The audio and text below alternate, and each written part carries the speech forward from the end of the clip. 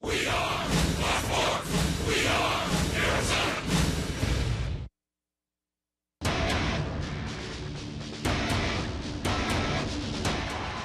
Got him swinging. Swing and a miss. Got him to chase. Called strike three.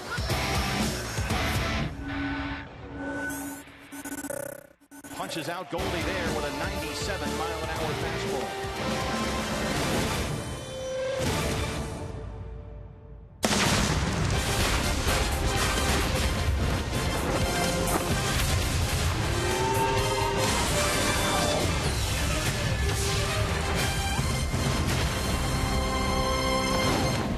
From New York, the D-backs in an Empire state of mind, concrete jungle where dreams are made of. Here at Citi Field in Flushing, it's a dream pitching matchup of rotation aces back from Tommy John surgery. In Gotham City, it's the Dark Knight, Matt Harvey, against D-backs lefty Patrick Corbin, making just his second start this year. D-backs and Mets, Corbin versus Harvey on Fox Sports Arizona. And good afternoon from Citi Field. Welcome to the broadcast. Steve Berthume, Luis Gonzalez along the way. Only 2 games to go in the All-Star break here in the season's first half. But this one feels like a whole lot more than just a mid-season matchup, Gonzo. Patrick Corbin and Matt Harvey. Patrick's second start this year. A lot to build on, it seemed like, after his win over the Rockies a week ago. Yeah, it really was. I mean, we were anticipating him coming back strong, and he did. He came out and pitched 5 strong innings, 8 hits, a couple earned runs. His pitch count, he wasn't able to go long, 70-something pitches, but he's going to be out there strong this afternoon. Chip Hale told us today 95 pitches max for Patrick Corbin. Ideally, they'll get him to 90 pitches. Matt Harvey's had all year to come back from Tommy John surgery, and so far, so good, throwing as hard as ever. He beat the Diamondbacks a month ago. Yeah, he really has an electric fastball up in the strike zone. This is the guy that excites everyone here in New York City. He's been pitching well, and he's looking forward to this matchup also. And so are we. We're almost at first pitch here from Flushing, Queens, Citi Field. The Diamondbacks of the Mets. When we come back, Jody Jackson talks to D-backs GM Dave Stewart about this marquee matchup. And then it's first pitch, the D-backs of the Mets on Fox Sports Arizona.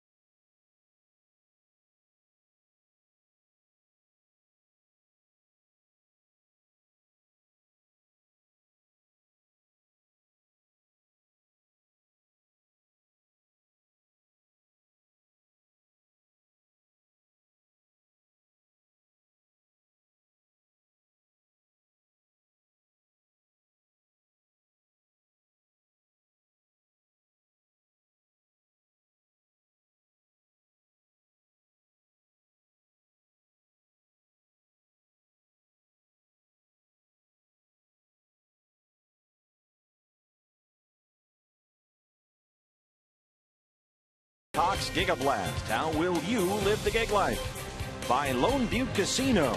You're in for more winning moments at Lone Butte Casino. And by Jack in the Box. Taste the new black pepper cheeseburger today, only at Jack in the Box. Just moments before first pitch here at Citi Field, D-backs and Mets game 2 of this 3-game series before the All-Star break. And Jody Jackson with you here on the field. Now heading into this All-Star break, the Diamondbacks have to be very optimistic. Yes, 1 game under 500. Patrick Corbin back. General Manager Dave Stewart is looking for his rotation to just get better and better in the second half. Number 1, they're very young. Many of them still learning. Number 2, he gets the former ace and still ace, Patrick Corbin, back. Last time out, 2 runs for Patrick, 5 innings. I asked Dave Stewart about what he's looking forward to today's matchup. He's going to be a big part for us, and the matchup with he and Harvey, you know, people are going to look, people want to see the big matchups. They want to see the number 1 guys in the rotation match against the number 1 guys, and you know, Harvey's not going to be a day at the beach, but we're looking forward to the challenge. Wellington Castillo will catch Corbin today, and Mike Harkey says the plan is still the same. Very simple, 90 to 95 pitches, and not trying to overload Patrick with a lot. Just go out there and throw like he knows that he can, and we know that Patrick always has that air of confidence. Stay with us. First pitch coming up. Daytime battle, the Diamondbacks against the Dark Knight here in Gotham. First pitch coming your way next right here on Fox Sports Arizona.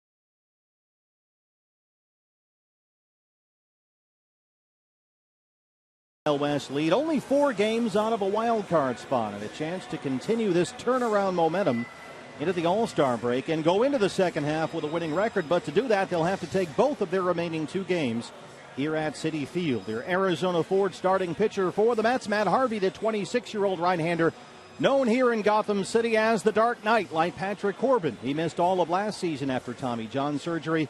With a scouting report, here's A.J. Pollock. Yeah, no, he's an excellent pitcher. He's got a bunch of pitches that are working for him. His fastball gets up there to upper 90s. So we're going to be on top of our game, and we got to make him work. And hopefully, when he makes mistakes, we got to hit it. It's kind of the name of the game with everyone, but even more so with a guy with this kind of stuff. The numbers on Matt Harvey: a 3.11 ERA, a whip that ranks him in the top 10 in the National League. He's top 20 in the league in strikeouts. He'll throw that hard four-seam fastball more than half the time. Gonzo, it comes in averaging 97 miles an hour. Yeah, and he's been on a roll. His last 4 starts, he's 1-2 with a 1.46 ERA.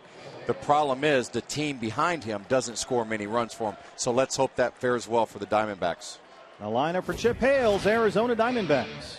Yeah, leading off in center field, our all-star A.J. Pollock, batting second, Peralta, then followed by the third hitter, our first baseman, Paul Goldschmidt. Yosmani Tomas hitting fourth, Jake Lamb, Castillo, followed out by Owings, Pennington, and Corbin. First pitch from Matt Harvey is a strike. John Hirschbeck, the crew chief, is our plate umpire. A gorgeous day here in New York City, 85 and sunny, low humidity, and a 4-mile-an-hour wind. Perfect playing conditions. 1-1 to AJ. And I think the key today for these Diamondback hitters is try to see the ball down. That ball, when he elevates at 96, 97 miles an hour, it's hard to stay on top of.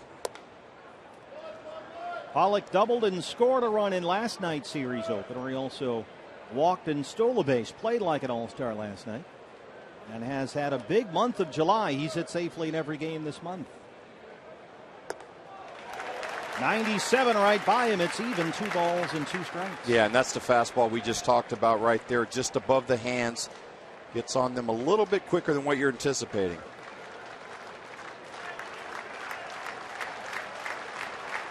Harvey's a big boy out there, 6'4", 215. This is away, and it's full 3-2. I think the game plan against Harvey is you got to try to be aggressive early. You get that first pitch down there. You don't want to be taking too many pitches against this guy, especially around the zone.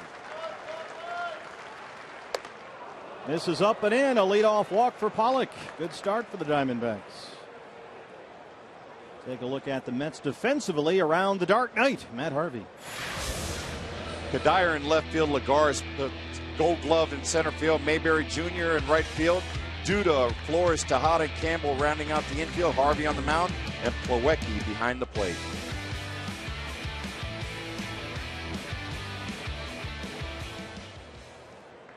A.J. Pollock, 19 stolen bases on the year. Here's David Peralta. And he drives the first pitch he sees to the gap in right center field, and that ball is gone, a home run. David Peralta, his 8th, 2 batters in. It's 2-0 Diamondbacks.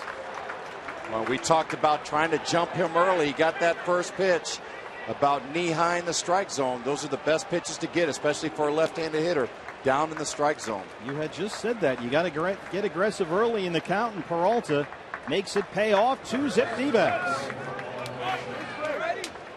The 14th home run given up this year by Matt Harvey. Well, Harvey has a tendency of trying to get ahead early in the count. He left that one down in the strike zone.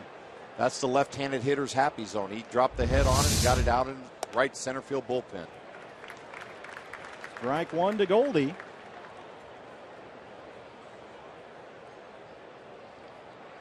So Harvey down 2-0 before he retires a batter. And he's even on Goldschmidt, a ball and a strike. That's that fastball up in the zone that Goldie just took there. That's the one he likes to tease the hitters with. Tries to get them to chase that pitch up. Goldie, the National League's leading hitter with that 345 mark, and tied with Nolan Arenado for the Major League RBI lead. He's down a ball and 2 strikes.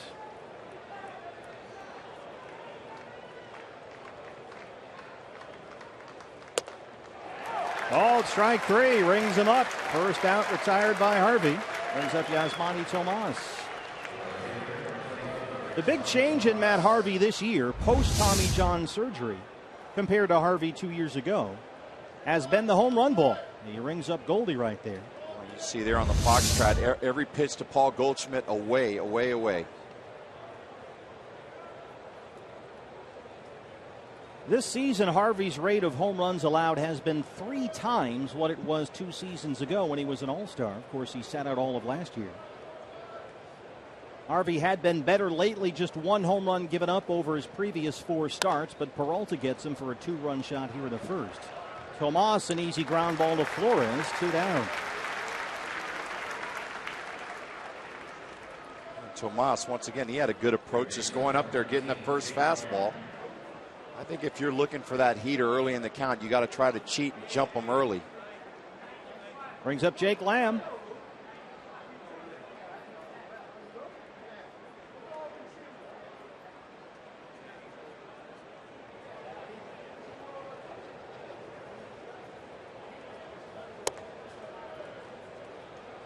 Jake in there at 292 and a pair of homers.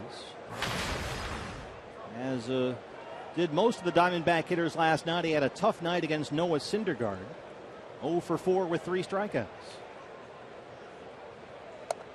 The guy they call Thor around here. It's like a legion of superheroes. You got Thor one night and then the Dark Knight the next day. Yeah, you know, it's a tough pitching staff when you're coming in to play these guys. You know how aggressive they are up there pitching on the mound and how hard they throw.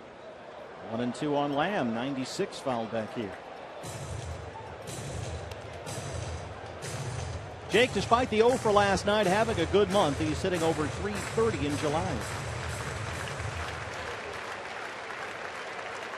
Of course, every time he gets to 2 strikes, the fans get a little amped up. And that's why 96 right by him. 2 strikeouts in the inning. But the Diamondbacks strike first. David Peralta, a 2-run shot, his 8th of the year. And it's 2-0 Diamondbacks in New York.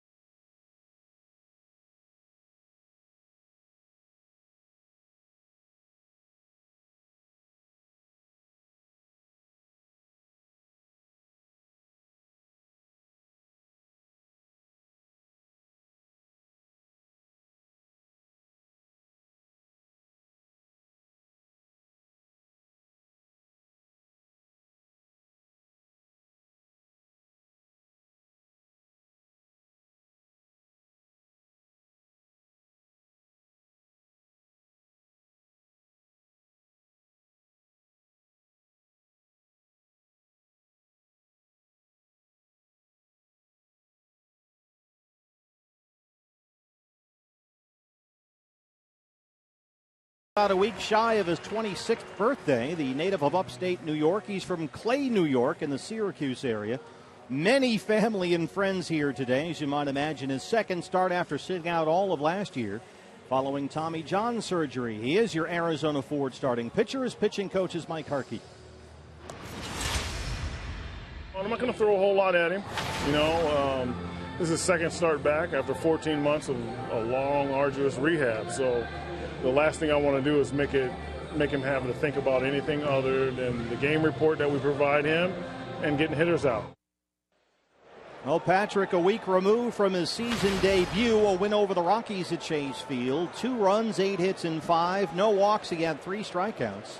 And last week against Colorado, very efficient through just 76 pitches. Juan Lagares, the Gold Glove center fielder, on his bobblehead day, leads it off for the Mets. And the thing with him is he's got an early 2-run lead out there. Now he just needs to go out there and relax and throw strikes, let his defense do the work behind him. Lagares, 260 and 3 homers. He had a pair of singles and stole a base in the Mets win last night. Corbin behind 2-0. This guy has not hit a whole lot this year, but he's been a problem for the Diamondbacks. Almost 480 this season. There's a strike, 2-1.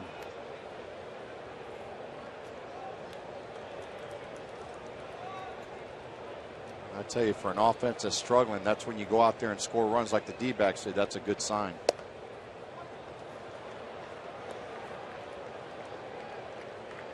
Well, the Diamondbacks last night got a run in the top of the first for Chase Anderson.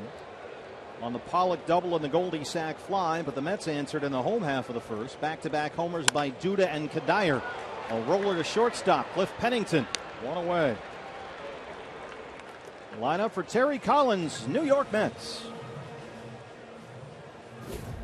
Leading off for the Mets, Lagares, who you just saw ground out. Tejada hitting second. Kadire hitting third. Hit the home run last night. Flores, cleanup spot. Duda, another home run hitter last night. Mayberry. Then Plawecki, Campbell, and Harvey rounding out the order for the New York Mets.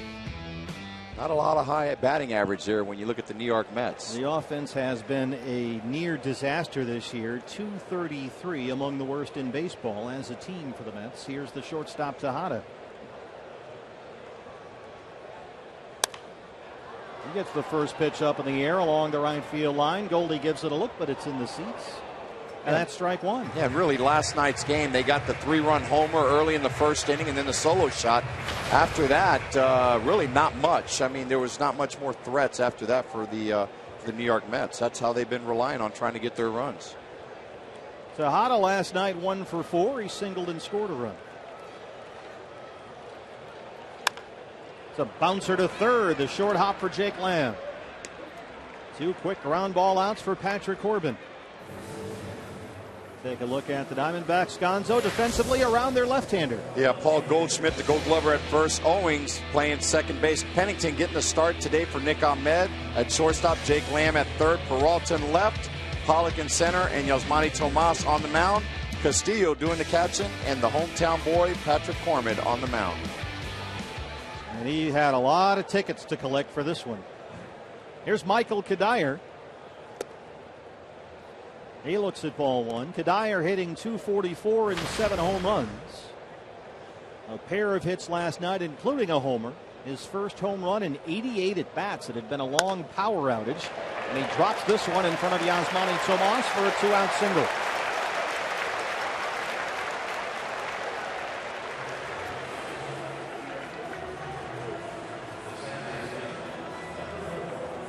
Kadire, pretty good hitter. He's had his struggles this year, but this is a guy who's done pretty well in the major leagues. Hitting, got a pitch down and away in the strike zone, just win it, shot it out to right center field.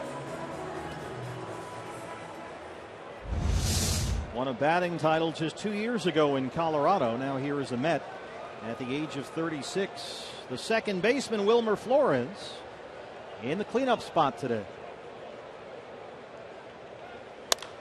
He jumps on the first one. Tomas is there in right. And Corbin strands the 2-out single after 1 inning at Citi Field. He's got a 2-0 lead.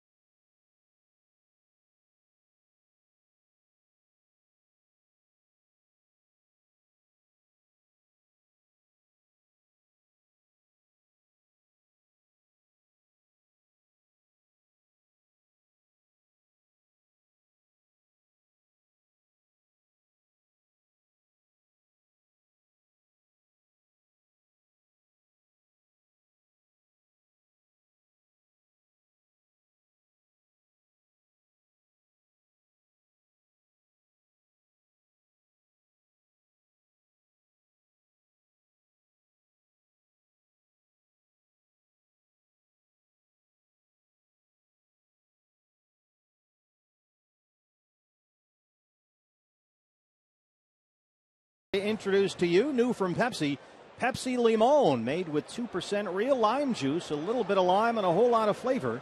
Pick up yours today, now available at your local retailer. A lot of Diamondback fans here, many of them from Clay, New York, hometown of Patrick Corbin, the Syracuse area. And Patrick's take to a 2-0 lead as Wellington Castillo leads off the Diamondbacks second against right-hander Matt Harvey. A Pollock walk, a Peralta homer, 2-0 Diamondbacks in the first. Saw Patrick doing a lot of meet and greet early today at the ballpark. Yep. Is that tough, coming back to your hometown? You got family and cousins and friends. And it is. You know, and I was surprised to see the starting pitcher out there. Usually a position guy's a little more laid back, relaxed, but to see him out there, it just goes to show you how the times have changed with pitchers. I wouldn't think I'd see Randy Johnson or Kurt Schilling out there the day before they were pitching. Harvey jumps ahead of Castillo 0-2. Wellington on base twice last night. He walked and had an RBI single.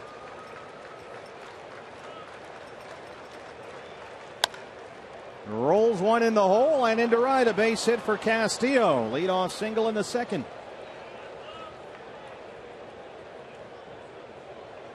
How about Wellington Castillo? What an acquisition he's been for GM Dave Stewart since the middle of June. Among major league catchers, he's just about at the top of the list offensively, Gonzo. Did you think he was going to hit this much? I really didn't. I think he's surprised everybody, but he's done a fantastic job. And really our need was to have a guy behind the plate when Tuffy went down, and he's done a fantastic job filling in not only offensively but defensively behind the plate. He's now hit safely in 6 straight. Chris Owings.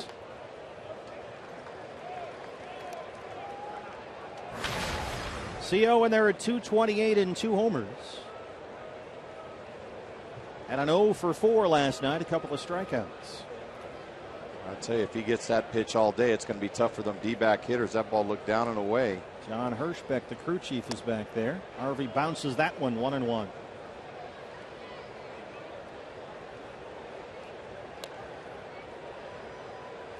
John Hirschbeck behind the plate. Trip Gibson at first. Bill Welke at second. And John Tumpane, who had the plate last night, is at third.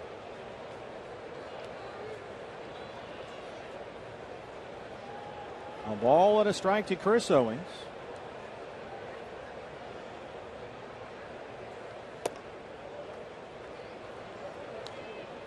You really haven't seen too many pitches come in on those right-handed hitters. He's been keeping that ball down and away on a lot of the righties for the Diamondbacks.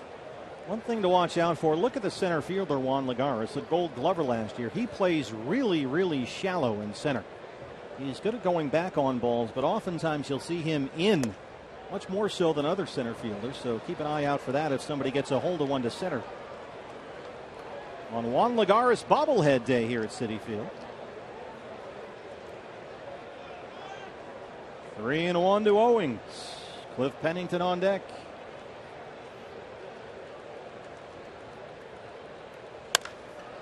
Earl Duda knocks it down. Castillo is hung up. He missed the tag there. And they get the force, but Owings is aboard. A chance to get a double play ball there. Duda knocked it down, couldn't keep it in the glove, and Castillo just had nowhere to go. Boy, and I tell you, Castillo's lucky there, too. He thought he was going to take one in the noggin. He saw that ball was coming right at him. It was a rocket. It was. It was hit on a line. So he missed the tag right there. Here's the force out.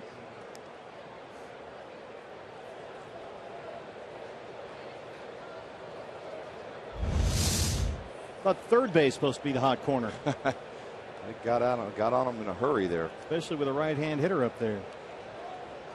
You see Duda wearing the sunglasses today. There's got to be a lot of shadows creeping over the field, and the sun's bright out tonight. We call it the Big Reds out today. Bright sun. So 1 out, Owings at first. Here's Cliff Pennington.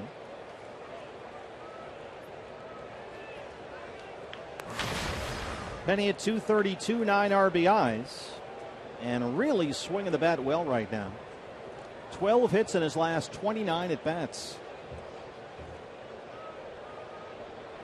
Boy, if that ball would have got by Duda, we would have been in some nice business. You betcha. There's the strike, 1-1.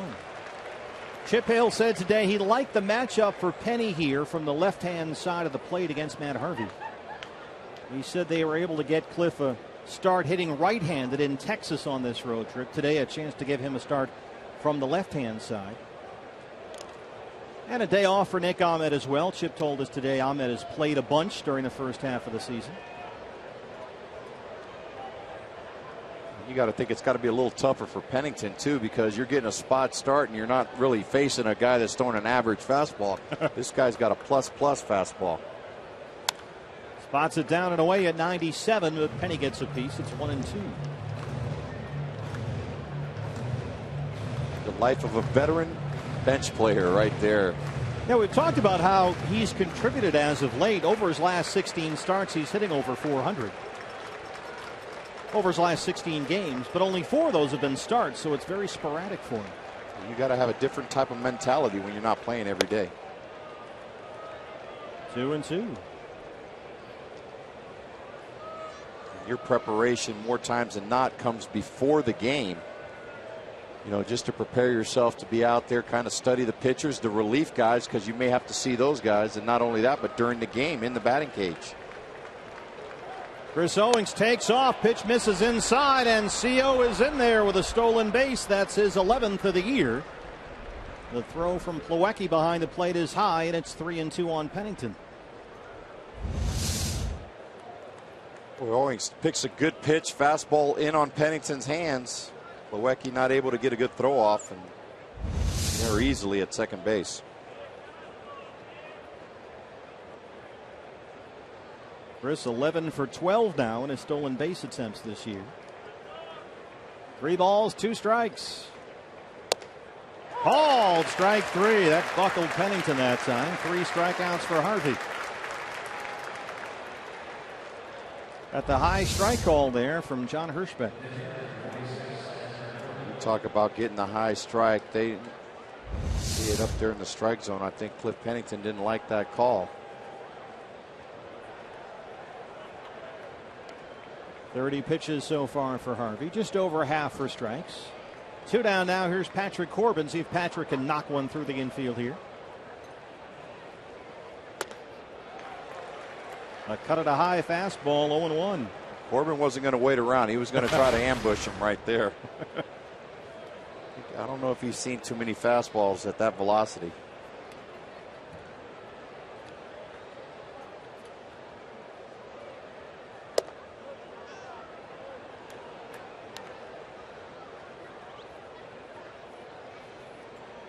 See if he can run into one. Close your eyes and swing. That's Although it. Patrick's an athlete up there. Sometimes these guys have been known to just guess. Just take an early hack. They might look ugly on it, but sometimes they might run into one. Harvey missed his spot with that one, and he's behind 2 balls and a strike. Chase Anderson had a single in the 5th inning last night. One of only 4 hits given up by Noah Syndergaard.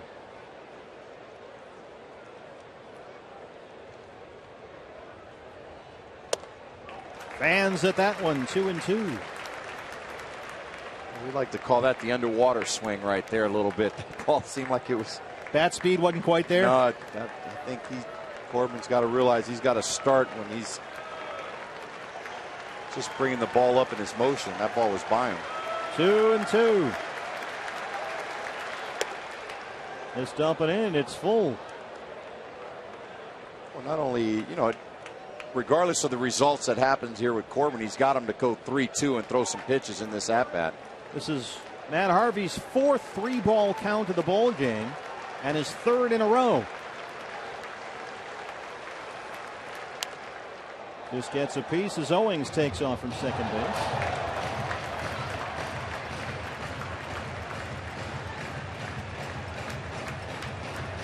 Seventh pitch coming up. Yeah, and that's one thing the D-backs did real well in Arlington playing against the Rangers. They worked the starting pitchers to get their pitch count up there. That's definitely something you want to do with this guy. Yeah, especially against Ivani Gallardo. Another 3-2.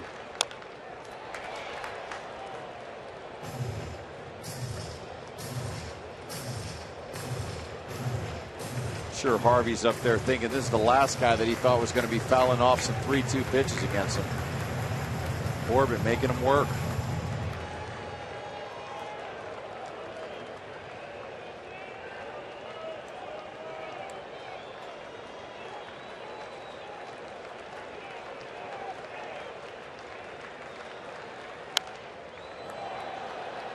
Get that Bee Gees music cranked up.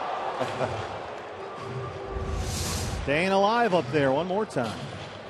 Got the fastball up in the zone. The thing here with Corbin, I'm sure he's thinking he doesn't want to walk me here to get to the leadoff guy, so he's almost guessing that he's going to throw a strike.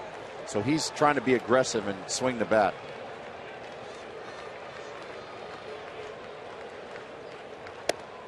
He missed upstairs, ball 4. Second walk issued by Matt Harvey.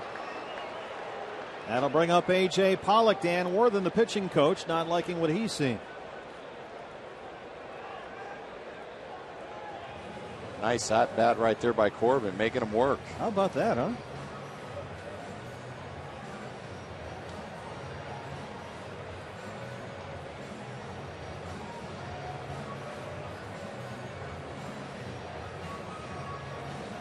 The Diamondbacks, of course, as we told you at the top of our show, faced Matt Harvey earlier this year. That was June 4th at Chase Field. He got the victory, a 6-3 Mets win. 2 runs, 6 hits, and 7. He only walked 1 in that start and had 9 strikeouts. So the D-backs already well ahead of the game here against Harvey. Owings at second, Corbin at first. 2 outs, it's A.J. Pollock. A.J. walked and scored to lead off the ball game. Came in on the Peralta homer.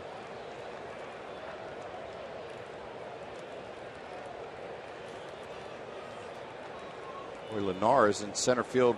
Shades over to the right side. If Pollock can hit one in that left center field gap, we might have a shot at getting 2 runners in here. Yeah, center field here in this ballpark, indents near the Big Apple there, right in the center of your picture up top there. Deep corner in that left center field gap. Everything sort of funnels its way out there. You're right. This definitely is a big outfield in the middle parts of the field. Harvey already at 40 pitches, only 23 strikes. And keep in mind, they brought the fences in a couple of times, in fact. There's a strike. When this park first opened up, it was an absolute cavern. You could not hit a ball out of here. The black background there was the original outfield fence, and they've, over the last couple of years, brought them in. A 25-pitch second inning now for Matt Harvey.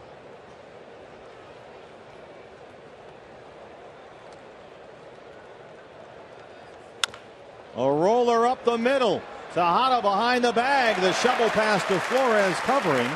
And they get the force on Corbin. Diamondbacks strand 2, but they lead it 2-0.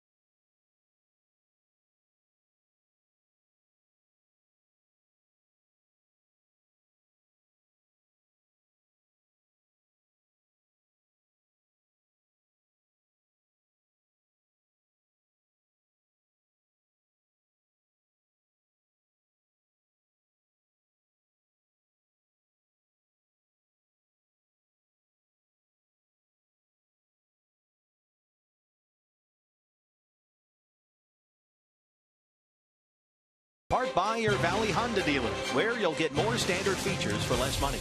CenturyLink, your link to what's next. And by Mix One, great taste, no face, available at local retailers. Chip Hale's Diamondbacks lead the Mets 2-0. Patrick Corbin, after a 10-pitch first inning, 7 for strikes, is out there to face Lucas Duda, John Mayberry Jr., and Kevin Plawecki, 5, 6, and 7 in the New York seconds. David Peralta, a 2-run homer in the first off Matt Harvey, his 8th of the year, has been all the scoring so far. That 2-run homer was a blast. I mean, that got out of here in a hurry. Out to right center field into the bullpens. And here's Duda, who's got some pop, as we found out last night. Just over 240 and 11 homers. And this guy does handle himself against left-hand pitching. 4 of those 11 home runs have come off lefties. Shift is on for the Diamondbacks. That's in their first strike, 0-1. That's that pitch that's tough for a left-handed hitter, that crossfire. Corbin shooting it to the other side corner of the batter's box.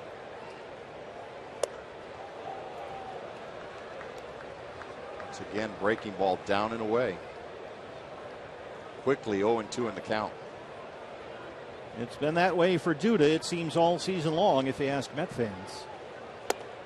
And it's been like that a lot for him all season long. He is striking out a ton this year. First strikeout for Corbin.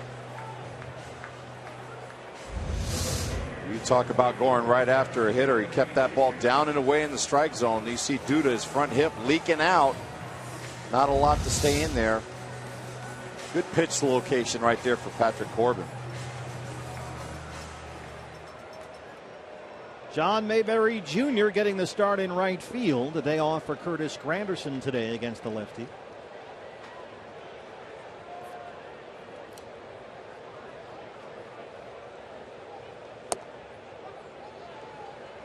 I was out on the field the other day. This is a big individual right here. He is huge. 6'6", 235. Just over 190 and 3 homers. One of those home runs came off Daniel Hudson back in June at Chase Field. But Mayberry up there, just 4 for his last 31 at the plate. That one misses away. 2 balls and a strike. You're going to find a lot of those Mets hitters that have those types of numbers. Their bench players are hitting under 200, combined under 200. But like Lagares earlier, Mayberry's been a problem for the Diamondbacks this year. It's a good matchup with the lefty against the Mets. It means they sit Murphy, they sit Granderson. And Corbin back-to-back strikeouts to open up the second.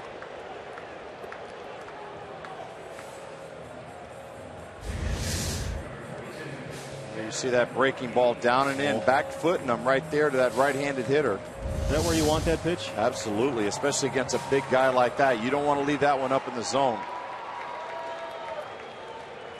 Thing that's great for Corbin right now, he's throwing strikes and he's finding his location, and these Mets fans lose their patience very fast here when your hitters aren't hitting. Well, in a New York minute, right? That's right. 95 swing and a miss. It's 0-1 to Kevin Plawecki, the catcher.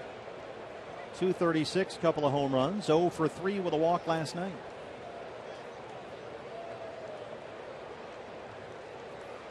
Boy, Patrick is not messing around today. No, he's around the zone going right after guys. He's feeling the zone now.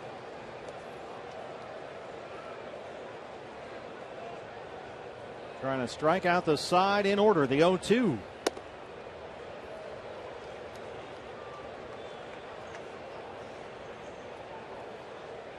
Thing that works well too for his defense is he's getting right back on that mound, getting up there. You know he's feeling pretty good.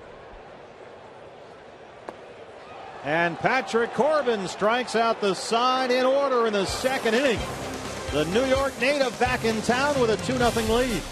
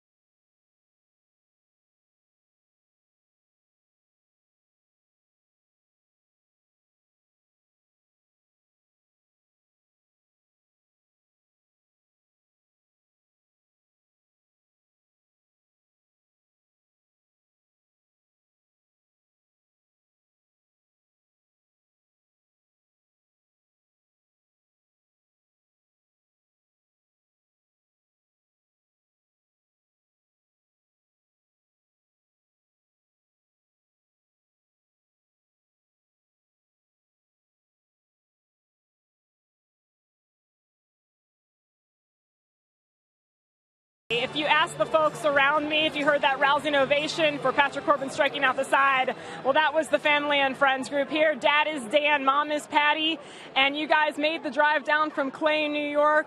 Knowing what Patrick's been through, is just his second start back from Tommy John. Just how excited are you to be able to see him pitch? I'm really excited. He worked really hard to get back to where he is right now. What did you learn about him during that process? Because it's tough. It's really tough. You know, he wanted to get back out on the field, but, you know, he listened to his trainers and he did exactly what he needed to do to get back. And when you guys see him out there on the mound now and doing what he just did, just what goes through your head? I'm so excited. I always get excited when he's out there on the mound pitching and he gets a strikeout, but he's doing what he likes to do, loves to do, actually. And that's the best thing, I guess, about seeing your child out there is you know that he loves the game of baseball. And he told me, you know, it was tough because when it gets taken away from you, you appreciate it that much more. Absolutely. I agree with that. Totally. Because, I don't know, last year he was like, oh my God, I want to get back out there. So he worked really hard, though. I'm so proud of him. He did a great job to get back where he is.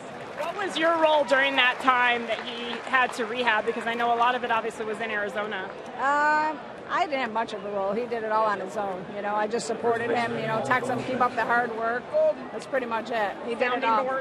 Yeah, pretty much. Call me if you need me. I'm always here for you.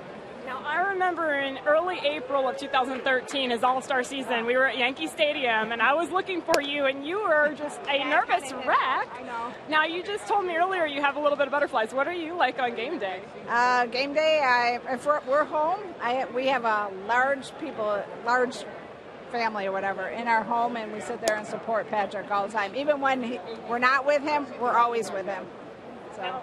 Second start, but first one was at Chase Field against the Rockies. Yeah. And I heard it kept you up a little late, but I'm sure it was worth it. Tell me about 2:30. 2:30. Well, actually, he got done about 1:30, and I got to bed about 2, fell asleep, and then he called me. So obviously I had to talk to him, and it was about 15 minutes, but it was awesome.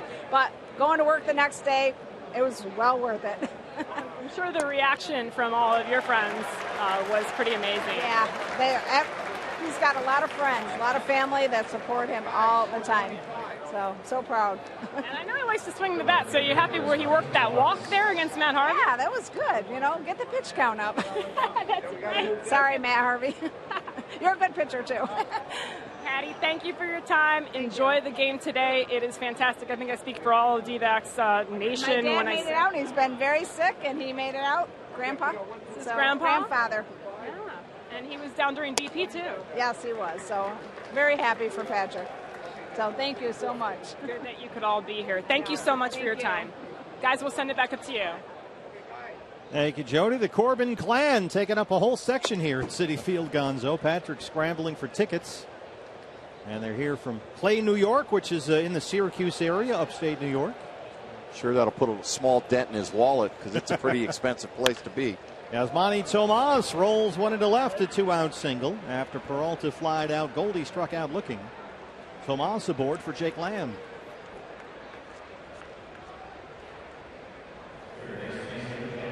Was it a big deal for you whenever, I guess, were the Devil Rays going? Yeah, yep. When you back in Tampa? I played in the first game ever in that stadium, opening day. That was my toughest time to ever get tickets. After opening day, the following years, they struggled a little bit with attendance, so there was plenty of good seats available for me. I was going to say, a ticket for that one, not that hard to get these days. Jake Lamb, here's the strike. Actually, I think they were contacting me if I wanted to bring more people out. You got any distant cousins? Can they sit in center field? It's always fun to play in front of your friends and family.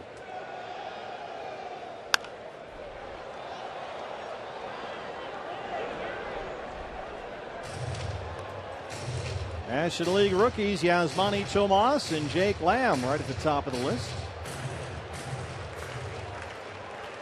And both those guys were really vying for a job at third base until we moved Tomas out to the outfield.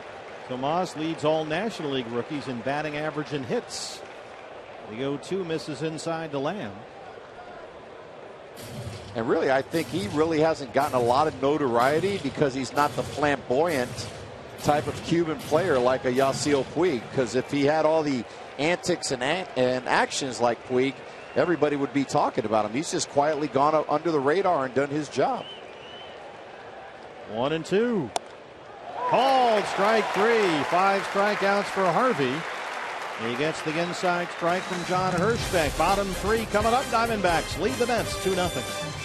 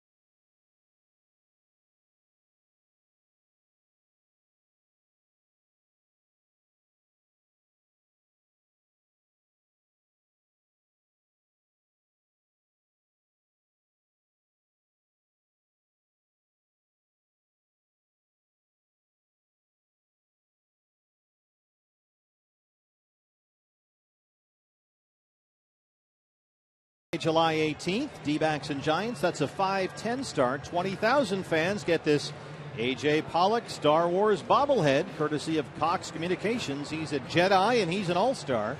This is a one-of-a-kind item. Get your tickets right now at dbacks.com. After striking out the side in order in the second, Patrick Corbin out there to face third baseman Eric Campbell to lead off the third. Campbell at 176 and 3 homers. All 3 of those home runs have come away from Citi Field, including one back in Phoenix on June 7th. Boy, this is what happens to a struggling offense. He struck out the side last inning, so you're coming up to the plate. You don't want to fall behind, so you're looking for anything around the zone to try to jump early in the count. That's what Campbell did right there on the first pitch. It starts to mount up. You start hearing the fans, especially here in New York. It builds a little bit of pressure on you. They've been waiting for the offense to show up here all year long. And the pitchers, all the talk about the Mets has been their young pitching staff, but these guys, Harvey and Syndergaard and DeGrom and everybody else, they go out there with a very thin margin for error. Basically, you score 3 runs, you might beat the Mets more often than not. Boy, and in this city, it's very hard if you're an athlete not to hear all the rumors and speculations and everything about your team offensively pitching. You got radio shows, you got TV shows. Everybody's talking about either the Mets or the Yankees here. 2-2. Called strike 3. 4 straight strikeouts for Patrick Corbin.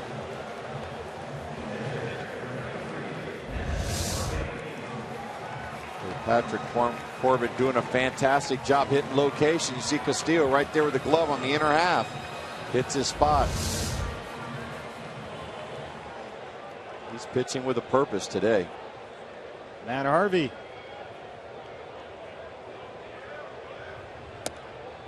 Well, Chip Hale said today, ideally, they'll get Patrick a little deeper into the game than they did last week.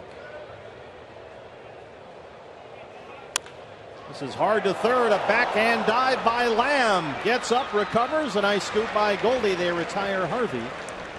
2 down. Jake Lamb, a plus defender down there at third. Boy, and folks, I'm telling you, that ball was hit well, but you don't make that play unless your pitcher's working fast and throwing strikes. That defense anticipates plays like that to have to make out there. And that was a great play by Jake Lamb. And a nice scoop over at first by Goldie. Brings up the leadoff man, Juan Lagares, the center fielder. Chip Hale said Patrick today will be 95 pitches. That's the absolute maximum they will let him throw. Ideally, he's right in there about 90 or so, but 95 is a hard cap in terms of the pitch count for Corbin. First pitch swing and a bouncer to short. Pennington is there. He's at 30 pitches through 3. He's retired 7 straight. He's got 4 strikeouts and a 2-0 lead.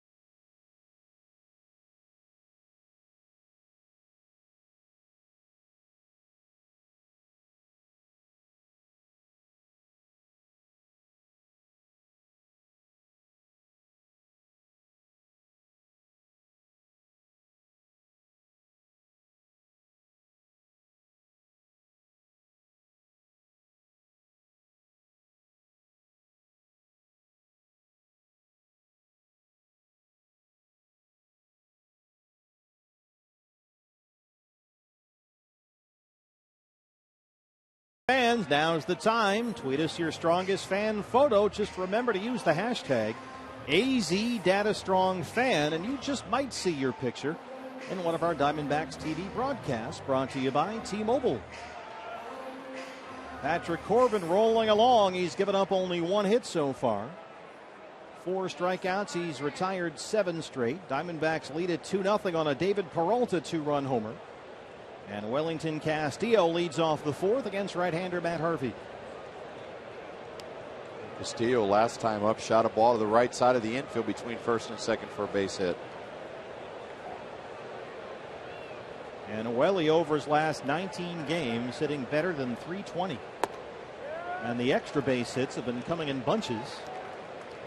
6 doubles, 4 homers, 13 RBIs in his last 19 games. See, that's a play right there that I think is going to be talked about in the offseason, that check swing right there. It looked like he didn't even move, and the home plate umpire made the call.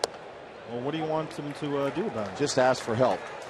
Just ask for help to the first base umpire. So you think they're going to have to automatically ask for help? I would think so on a close play like that. Why would you not? He appealed, I think, right? No, he called that on his own. There's the called strike 3. 6 strikeouts for Harvey. Been a big strike zone back there for John Hirschfeld.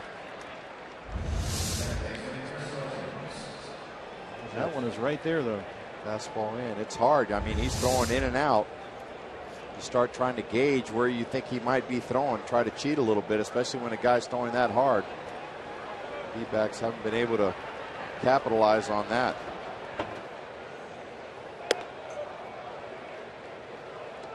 Ball 1 to Chris Owings, who reached on a fielder's choice his first time up. Harvey already gets 60 pitches, only 38 strikes. Matt Harvey has had his ups and downs this year. He began the season by winning his first 5 starts. He was 5-0. However, since he was 5-0 on May the 1st, he's won only twice in his last 11 starts. A roller to shortstop, right to Tejada. Harvey's last win June 16th against the Blue Jays right here at Citi Field. He lost his previous start. That was at Dodger Stadium last Saturday.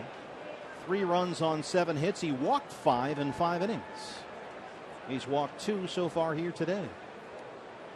2 down for Cliff Pennington.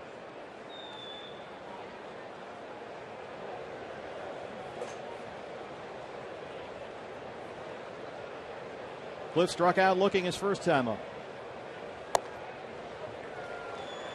Fans, anytime the D-backs score 5 runs or more, Taco Bell is giving away 3 free tacos with the purchase of a large drink between 4 and 6 p.m. the following day at participating locations. Penny trying to bunt for a base hit, and he lays down a beauty. Hold up there, ball. There it is. Campbell, the third baseman, playing back, and Pennington has a bunt single with 2 outs. Perfectly placed by Penny. Well, nice job by Cliff Pennington reading the defense, knowing that all he's got to do is just try to keep it fair. It was a nice job right there. Just sits up in that grass. Well, the Diamondbacks, Gonzo, have really made this a very effective and fairly frequent part of the arsenal here. They have. They've been working on it quite a bit.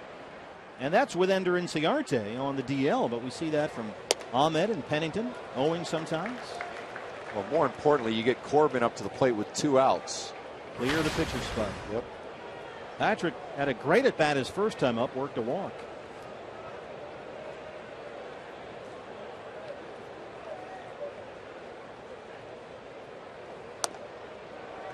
Oh, 0-2. And Harvey does not want another extended at bat against his opposite number here. Oh, and I think he's going right at him with 66 pitches already in this ball game.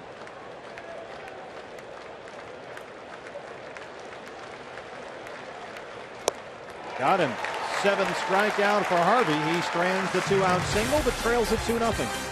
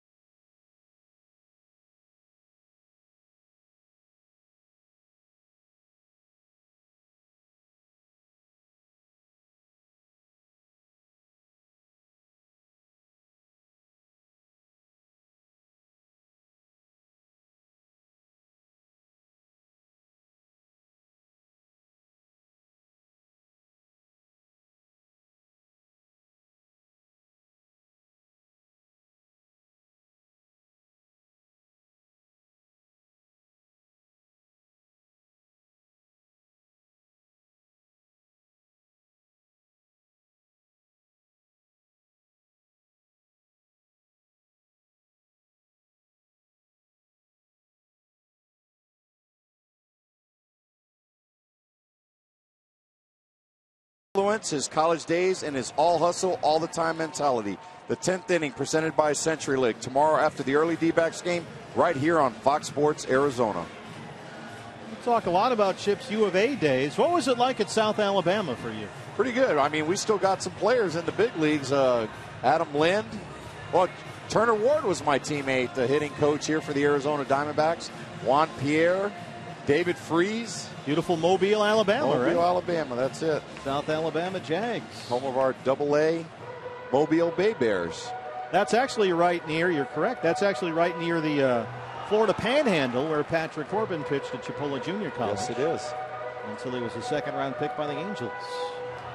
Made the trip from upstate New York down to Florida to try and get seen by scouts. No one was coming to his games in upstate New York where they were playing with snow on the ground.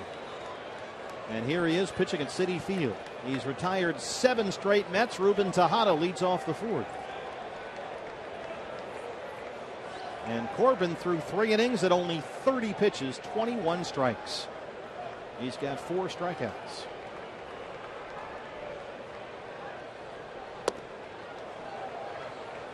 Tejada grounded out his first time up, 0-1. You know, this start, even better than what we saw from Patrick last time out a week ago today against the Rockies in terms of his efficiency. And that's just what you're looking for in a tight pitch count. 95 max today, we're told. Against the Rockies last week, Patrick just 76 pitches to get through 5. And he threw in that game first pitch strikes to 9 of the 21 hitters he faced, so just about half the time. It was 0-2 to 8 of those 9, so he was adding the count all day, and he's been even better here today. Well, I think both pitchers have done a good job keeping the ball in and out in the strike zone. Well, of course, Patrick Corbin only has 4 strikeouts, but he's been very effective in his location where he wants to put the ball. 1-2. Make it 5 strikeouts. The Corbin clan filling up a whole section here at Citi Field. We talk about being aggressive, going right at guys. A little backdoor breaking ball there, 83 miles an hour.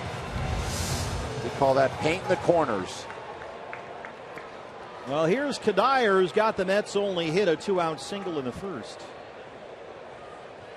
He homered last night. It was his first home run in 88 at bats. It's been a real power outage for Kadire this year.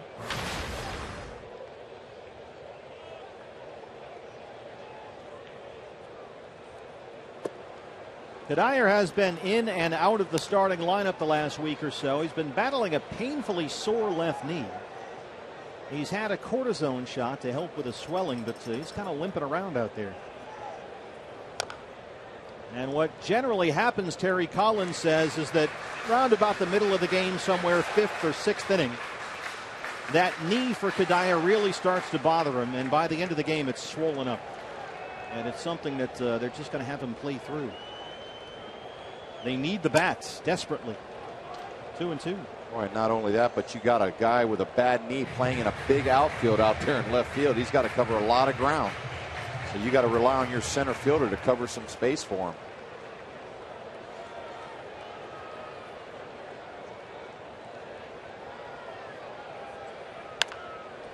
In the hole, Jake Lamb is there. 2 up, 2 down in the 4th. That's exactly what Corbin wants. You got a guy on a pitch count today. You want to keep that line moving, get him to swing at some pitches early. He's been doing a fantastic job of getting ahead of a lot of these hitters. And that helps with the efficiency. That's his 5th ground ball out of the ball game so far through 3 2/3. And here with 2 outs, the second baseman Wilmer Flores, who flied out his first time.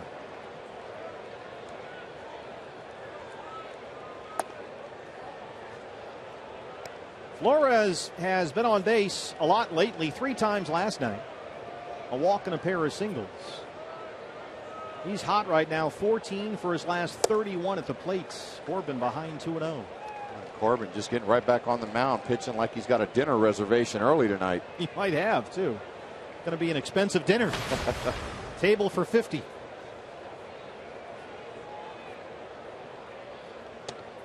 There's a strike. He's got a table for 50. You better take him outside the city. They'll be waiting all night to get a reservation there for that many. We usually stick you with those dinners. Yeah, you do. The whole crew. Gonzo, where are we going tonight? Yep.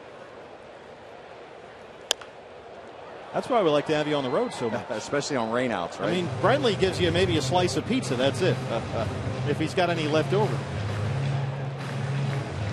2-2. He's come right back to get 2 strikes on him. Trying to get his 3rd straight 1-2-3 inning. It's full 3-2.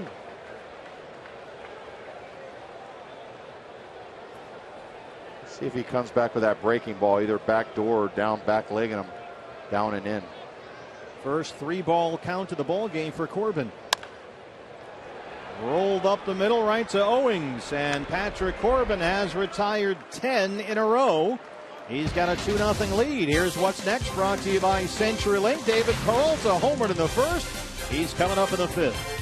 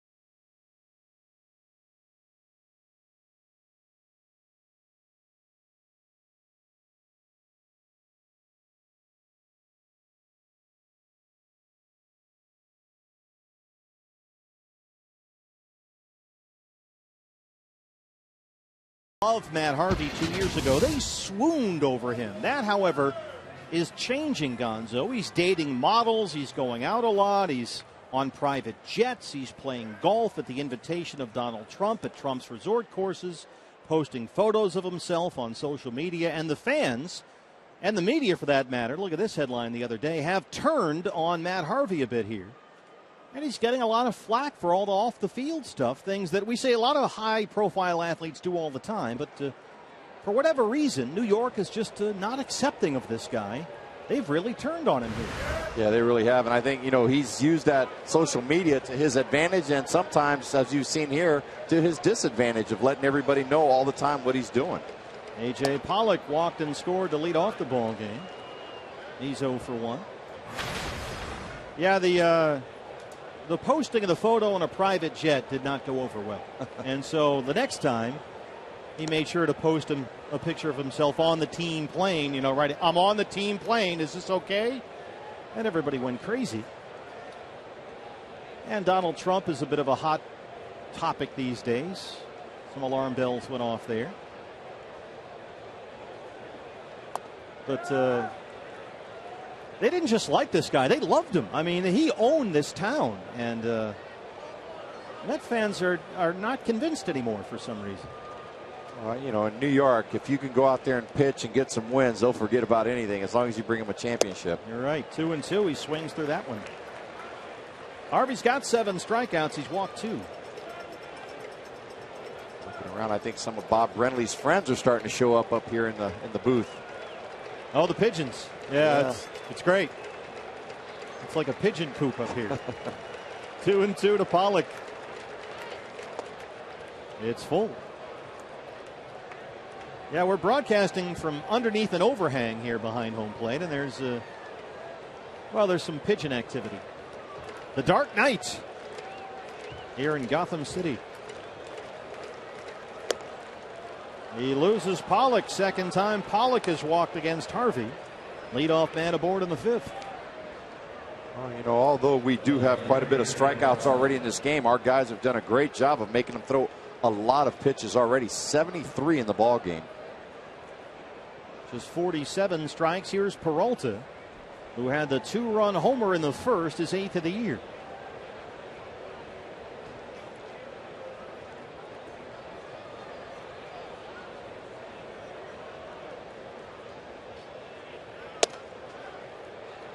This was David back in the first. First pitch he saw from Harvey. Takes it out to right center. And for a lefty, all he did there was just drop the bat head on that. You couldn't have put that any better for a lefty on a tee there.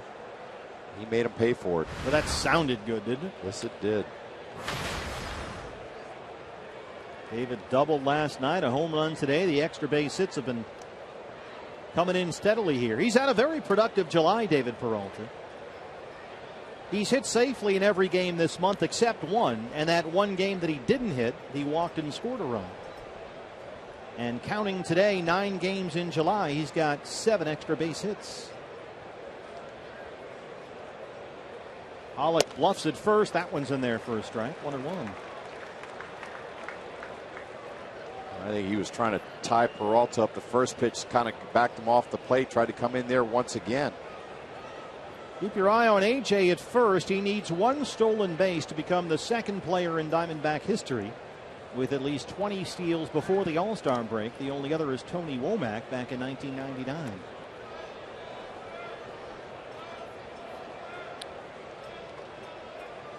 Here's A.J. right behind Tony Womack. How about 38 steals before the break? 38, that was pretty good. 1-1. And really on our ball club, the sleeper on this team with stolen bases, Paul Goldschmidt. Goldie is 16 for 20 in a stolen base, it seems. Not a lot of people pay attention to him sometimes on the bases, and he takes those easy stolen bases. They start adding up.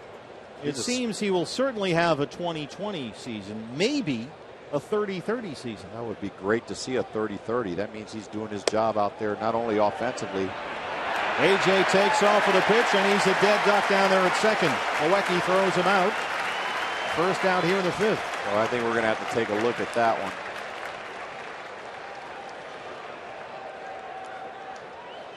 Looked like a high tag at second unless A.J. never reached the bag. There you see the throw. Got tagged in the waist. A.J. is coming off the field.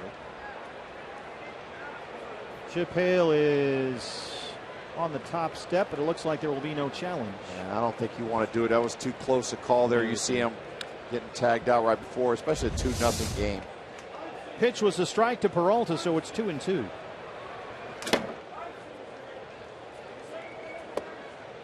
And it's full.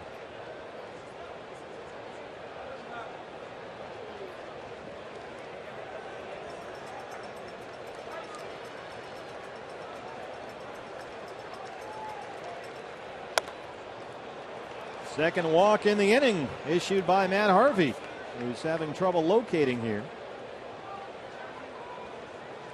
If you think about it, there's been some pitches that have been really close that he's been helped out with on strikes. Yeah, it's not like he's not getting the calls back there. Hey fans, when the Diamondbacks win, you win at Papa John's. The day after every D-backs win, you get 50% off your regular menu price online order at Papa John's. Just enter promo code DBACKS50 at papajohns.com. Goldie 0 for 2. He has struck out twice. The last time looking. Goldie seemed a little tired to you. It seems like he could use a break here. Well, I thought he would have gotten one earlier in this. I thought he would have DH'd at least in Texas, but they felt that it was better to have him out on the field. He's not going to get a break when he goes to the All-Star game because he's a starter, so it's not like you're going to sit around and relax on the bench. He's going to get a lot of questions, and he's going to be involved in every single event out there. Yeah, not just a starter, but an MVP candidate, yeah. So he's going to be one of the headliners for sure. Chops that one in the hole at shortstop. Campbell comes in from third and throws him out. Peralta moves up 2 down.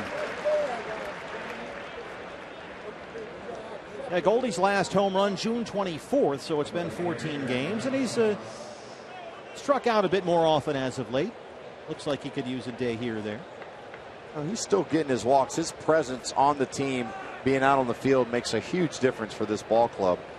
Although sometimes when you're getting a little arm weary up there at the plate, and he doesn't like missing games anyway, but sometimes the manager has to take that strong hold and just let him know he's giving him a day off.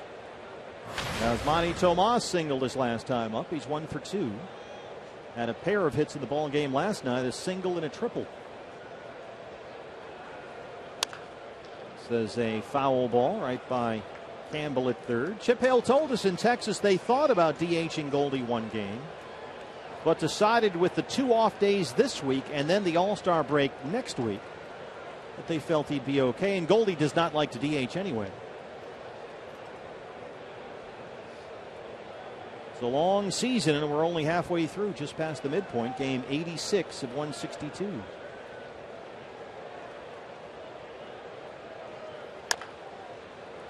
Tomas down, no balls and 2 strikes.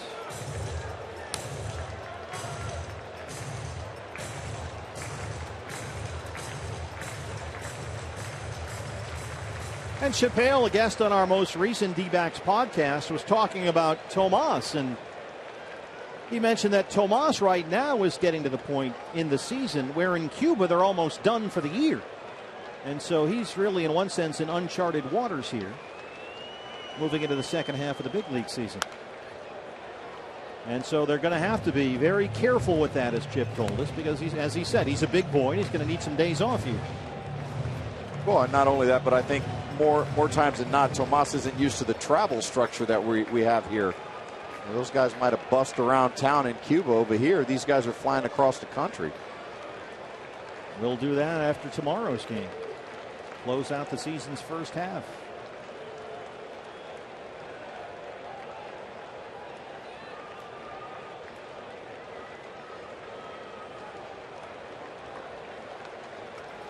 Oh, and 2. Called strike 3. 8 strikeouts for Matt Harvey. He walks 2 in the inning, but he keeps it a 2-0 game.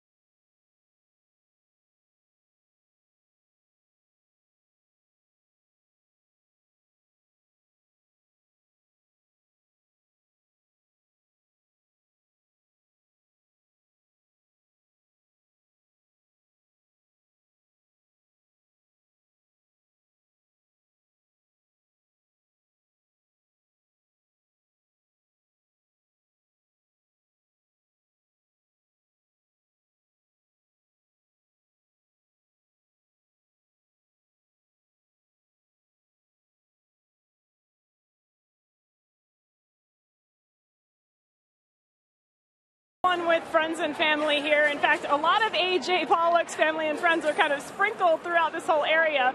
But right now I'm alongside his high school coach, Paul Steiner at Ram High School. And Paul, could you ever have imagined a few years back when A.J. was in high school that he would be here, not only in the majors, but an all-star? Well, AJ was a special talent. He was a small kid when he came in, but he had a big heart. Obviously, to get to this level, a lot of things have had to happen. But no, not at that point. He had skills, but, do they progress to this point? I couldn't tell you. But I'm not surprised. He had a real strong desire to be very, very good, and he had a big heart. So I think that's a big, important thing for him. And you are going to head to Cincinnati for the All-Star game. That's got to be a great thrill for you. Yeah, I'm looking forward to it. He called me on Tuesday of that week, and he was told me, and I was...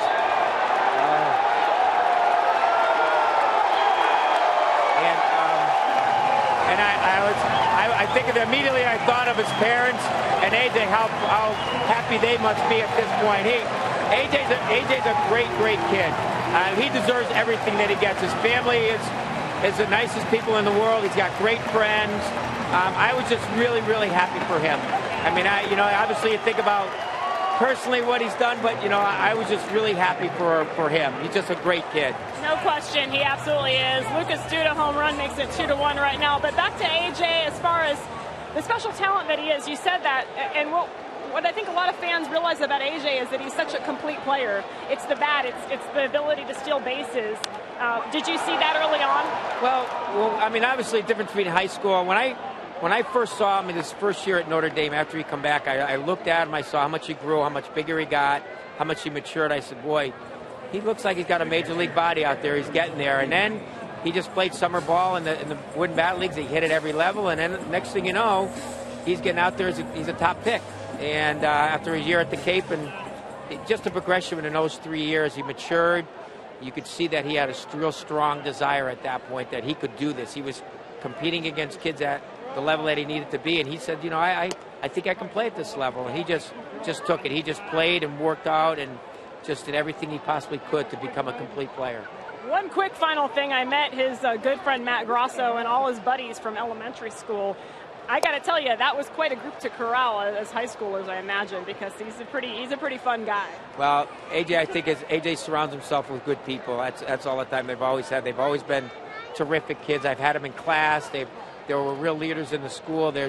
You go back to the school now, there'd be one teacher that wouldn't say a bad thing about any of those kids, and they're just a really nice group of kids that doing well in their own right. So as a former coach and teacher, I'm really proud of those kids as well.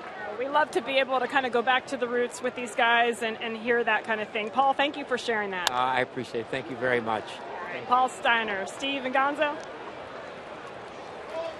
Well, Patrick Corbin had retired 10 straight Mets coming into this inning. But Lucas Duda, as you saw, takes him deep the other way to left center field for a solo homer after Duda had the big hit in last night's ball game, the 3-run homer off Chase Anderson in the first inning. So it's a 2-1 ball game, and with 2 outs, here's Eric Campbell, the third baseman. And Met fans are wondering if the Duda homers in this series are a mirage. He had just vanished in terms of the power production. The home run last night is first in 67 at bats. He was 3 for 33 in July, even with the home run last night. But a solo shot to lead off the fifth, and he's got the Mets on the board. 2 down for Campbell, who struck out looking his first time up. Well, if you're going to give up a home run, you might as well do it to lead off the inning with nobody on base. Solo shot still gives him the lead, 2-1. And that's the 12th homer of the year for Duda. 5 of those homers, Gonzo, have come off left-hand pitchers. So he's a guy that can handle lefties. Yeah, he really can. Although he struggled a little bit this year, he has been a guy in the past that's been able to do it. Yeah, you don't have to worry about dropping him in the order or sitting him like they sat Granderson and Murphy today. Corbin behind 3-1. Pitcher's spot is up next, and Matt Harvey is in the on-deck circle. That's a foul ball. John Tumpane down there behind the bag. So it's 3-2 on Campbell. Campbell's getting back in the box. It's great to see coaches high school coaches coming back and A.J. Pollock inviting him to the All-Star game. What a thrill that has to be, because, you know, being a high school coach, you feel like you're a part of that young man's career to help him get there. It's a small step, but a lot of your great memories and the things that you learn happen, whether it's Little League, travel ball, getting to high school, going to college. And it's great that players don't forget where they came from. It's a classy move by A.J., no doubt.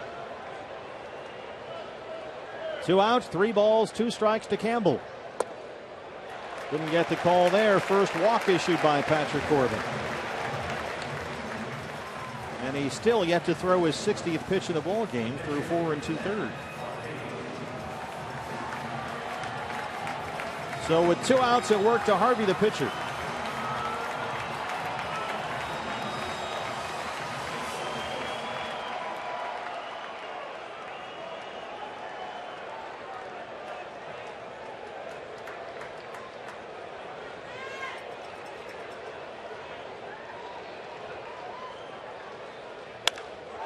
Harvey gets a hold of one and drives it to left center field. The fan clearly reached over and caught that one. It goes on the board as a 2-run homer for Matt Harvey, but hold the phone. We'll see if this is going to stand. The fan clearly reached over on the Party City deck out there in left field. Chip Hale out there on the field. John Hirschbeck, the crew chief, coming out with John Tumpain. And they're going to take a look. Gonzo, it seems like there's little doubt about this one. Yeah, and you can tell the reaction of the outfielder. Sometimes you can tell reaction from players on the field, and as soon as that ball was hit, Peralta was right there on it, and he knew right away. He threw his hands up in the air. All boundary calls, like home runs or fan interference, are subject to review. Another look. Now this is a no-brainer. Yeah, and you see Peralta right out of the gates yelling that he was leaning over. I mean, you need clear and convincing evidence, and that's it. You see David Peralta with the finger wag. Harvey still got his helmet on. Well, I think the hard part is there's no side angle on it. This does not necessarily have to be a Diamondback challenge. Chip Hale can ask or encourage the umpires to review.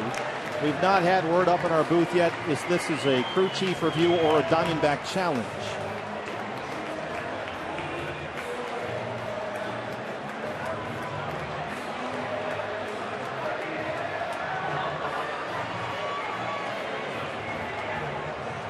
Corbin had retired 10 straight after the 2-out single by Kadire in the first, due to a homer to lead off the inning. He got Mayberry and Plawecki. The walk to Campbell brought up Harvey, who drove it to left center. Well, I think if you go by Peralta's reaction alone, that should tell you that he was leaning over the fence. Taking a long look at this at Advanced Media headquarters, and they're saying home run. So it's 3-2 Mets on the Harvey homer. And we'll await an explanation. Mike Harkey to the mound. Another replay review brought to you by Mix One. Second home run in the inning given up by Patrick Corbin.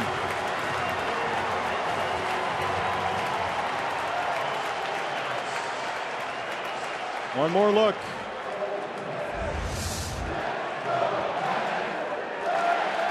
There you see the fan reaching over. Well, the hard part is the angle that these umpires have to see it on. If they had a camera going down the fence line, it would be a lot easier. Of course, it woke this crowd up. Harvey jumping on the first pitch, hitting it out for a 2-run homer. The only thing I can think of, Gonzo, and this is just pure speculation at this point, is that they may have ruled it would have hit above that orange line anyway and hit that fence out there. That's the only possible explanation. If it hits the fence, but it's above the orange line, that's the point of demarcation out there. Then it's a home run. Right. That must be what they're saying. that even though he reached well over the fence, that's not even a question at this point. They could still argue that it would have hit that fence anyway above the orange line. Let's take a look.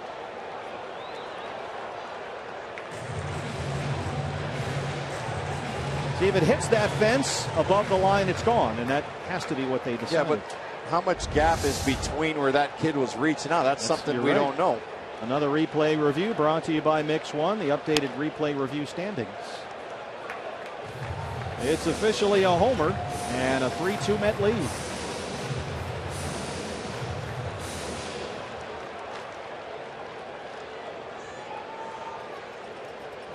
And of course, the other home run fence when this ballpark first opened was that black background. They had to extend the fences. No one could hit anything out of here before.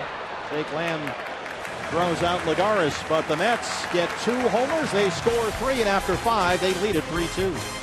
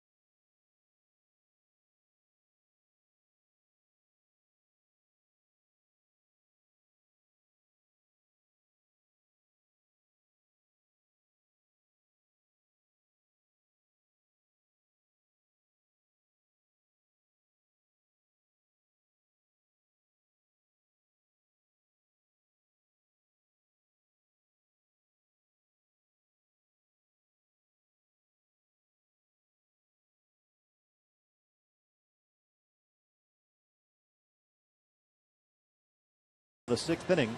Diamondbacks now trail 3-2. Matt Harvey, a 2-run homer, follows the Duda solo shot, and he's got a 3-2 lead. Here's a tight look at it now. And again, if it hits that fence above the orange line, it's a homer. See, and my thing is, I'm just trying to wonder how much room is between that fence and where those fans are sitting. Now, that's Matt Harvey's first home run. They may want the souvenir,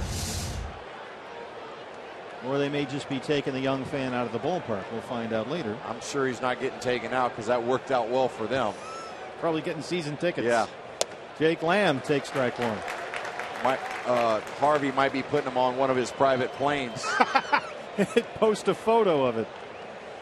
Jake 0 for 2. He has struck out twice. Harvey's got 8 strikeouts. He's walked 4. Lamb gets this up in the air to center field. Juan Lagares. 1 away in the 6th. I think the D-backs have to try to get back into their game plan and make him continue to throw pitches. And if he throws that first heater in there, jump him. You don't want to start to get out of your game, although he does have a 1-run lead now. Pitch count is still where they'd like it to be. Randall Delgado is warming up at the Diamondback bullpen. Patrick's only given up 3 hits so far, but 2 of them are home runs. He has walked 1 and struck out 5. Castillo 1 for 2, a single in the 2nd. He's hit safely now in 6 straight.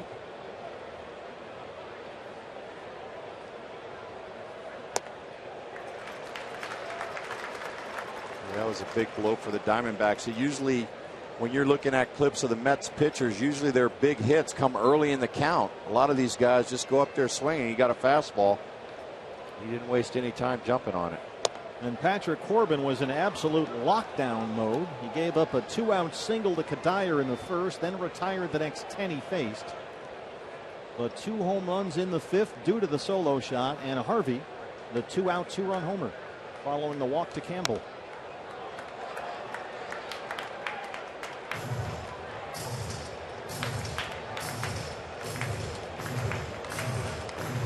Well, the word from New York is on the Harvey homer. This is our official explanation that the replay review showed that the ball would have hit the fence above the orange line even if the fan had not touched it.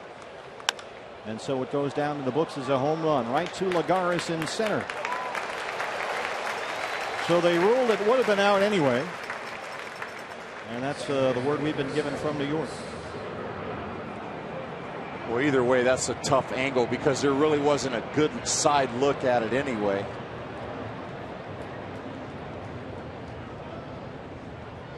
Well, you got to have clear and convincing evidence to prove that it wouldn't have hit. And there really wasn't. There really wasn't. You're right. There it is.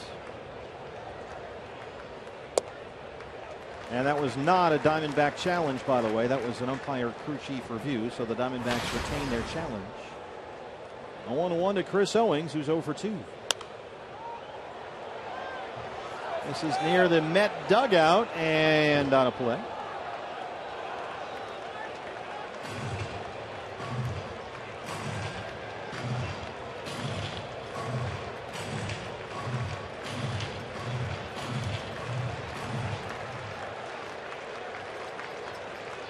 We desperately need Chris Owings to try to find his swing once again. He's been slumping quite a bit.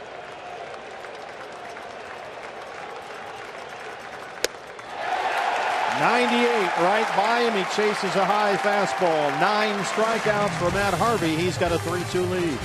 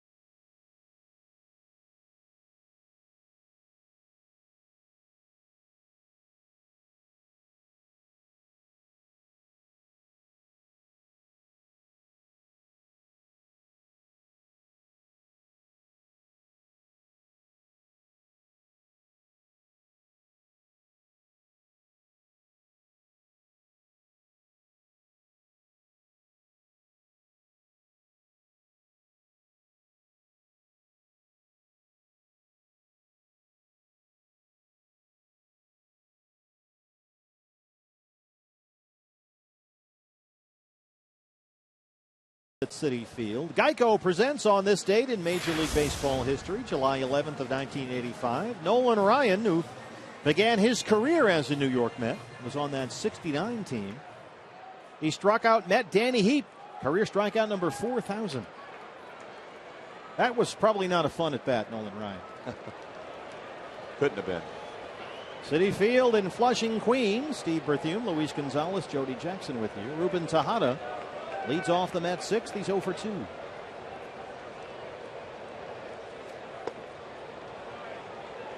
Well, and the important thing for Corbin here is to try to stay in his rhythm. Don't get out of his game.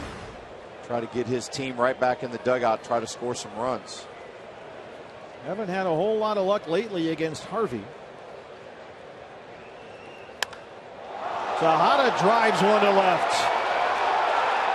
And that ball's gone. Third home run given up by Patrick Corbin, and it's 4-2 Mets.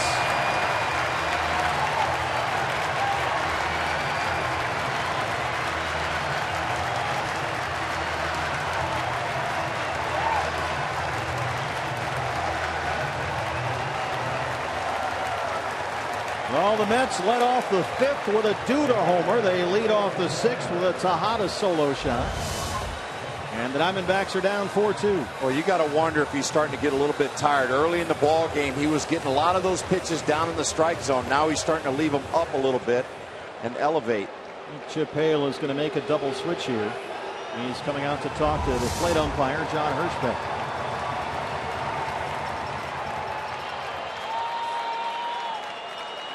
Chris Owings made the final out of the top of the 6th inning. You've got Ahmed on the bench. You could bring him in at short, move Pennington to second. The Corbin clan from Clay, New York, the Syracuse area. Now we're going to have Aaron Hill come in the ball game now, and Randall Delgado from the Diamondback bullpen as Patrick Corbin's day ends right here. Friends and family on their feet in Flushing. Diamondbacks trail at 4-2 back after this.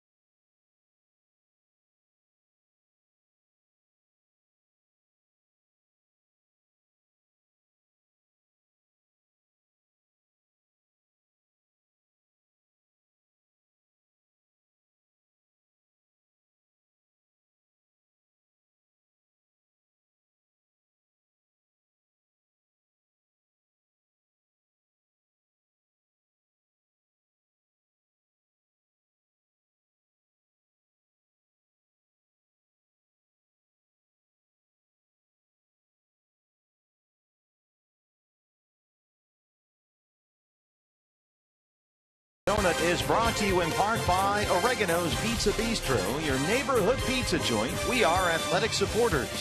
By Card Power from Arizona Federal Credit Union. Now that's the power of us. And by Tire Pros. For the best selection of Continental and General brand tires, visit your local Arizona Tire Pros location today. Back at Citi Field, Michael Kadire facing the new Diamondback pitcher Randall Delgado on in relief of Patrick Corbin. Defensive changes behind him. Kadire blasts one deep to left. Peralta has it at the track, and that's the first out here in the 6th. The ball is flying out of here today. So a scare for Delgado to open up his afternoon. Aaron Hill takes over at second base for Chris Owings. He will hit 9th, pitcher spot now 7th.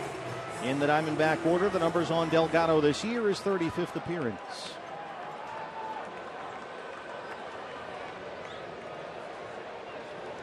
Wilmer Flores. The book on Patrick Corbin today. He worked 5+ innings, gave up 4 runs all earned on 4 hits. 3 of them were home runs. Walked 1, struck out 5. Flores pops that one up, foul ground. Castillo.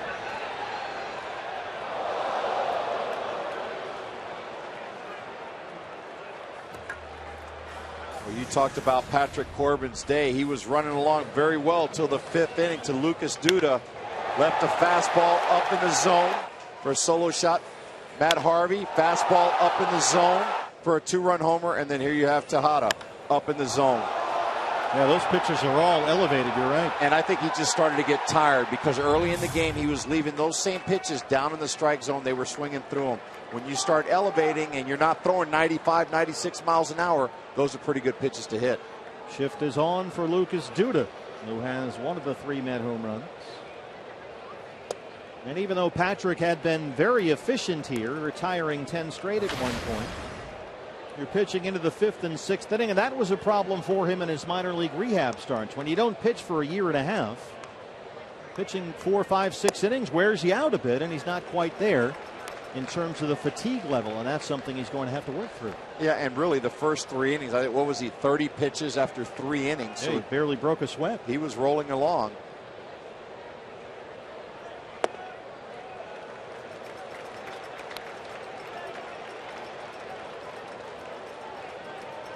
Boy, the start could not have been more encouraging through 4. Just 1 base hit, a single, retired 10 straight, no walks, 5 strikeouts, and then trouble in the 5th and 6th. And Delgado issues Duda a 2-out walk. It brings up John Mayberry Jr. Chip Hale and Patrick Corbin.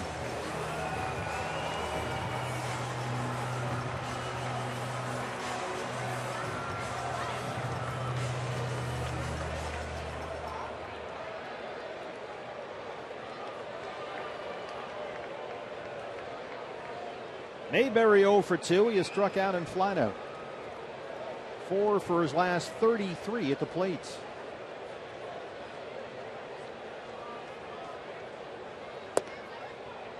Really, I think here we just got to stop the bleeding, get right back in the dugout, and try to find a way to manufacture a couple runs, get Matt Harvey to throw some more pitches, and possibly get into their bullpen. Well, they've done almost nothing against Harvey.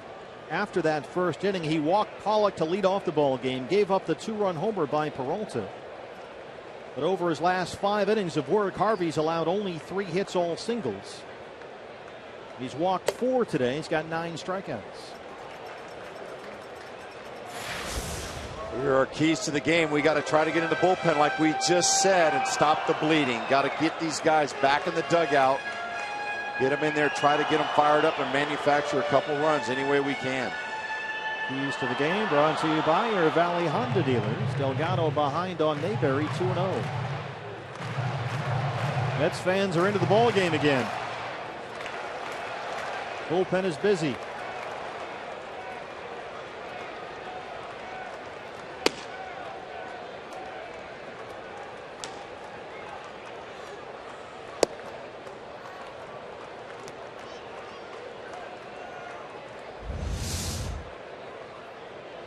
See that last pitch right there by Delgado, right down the middle.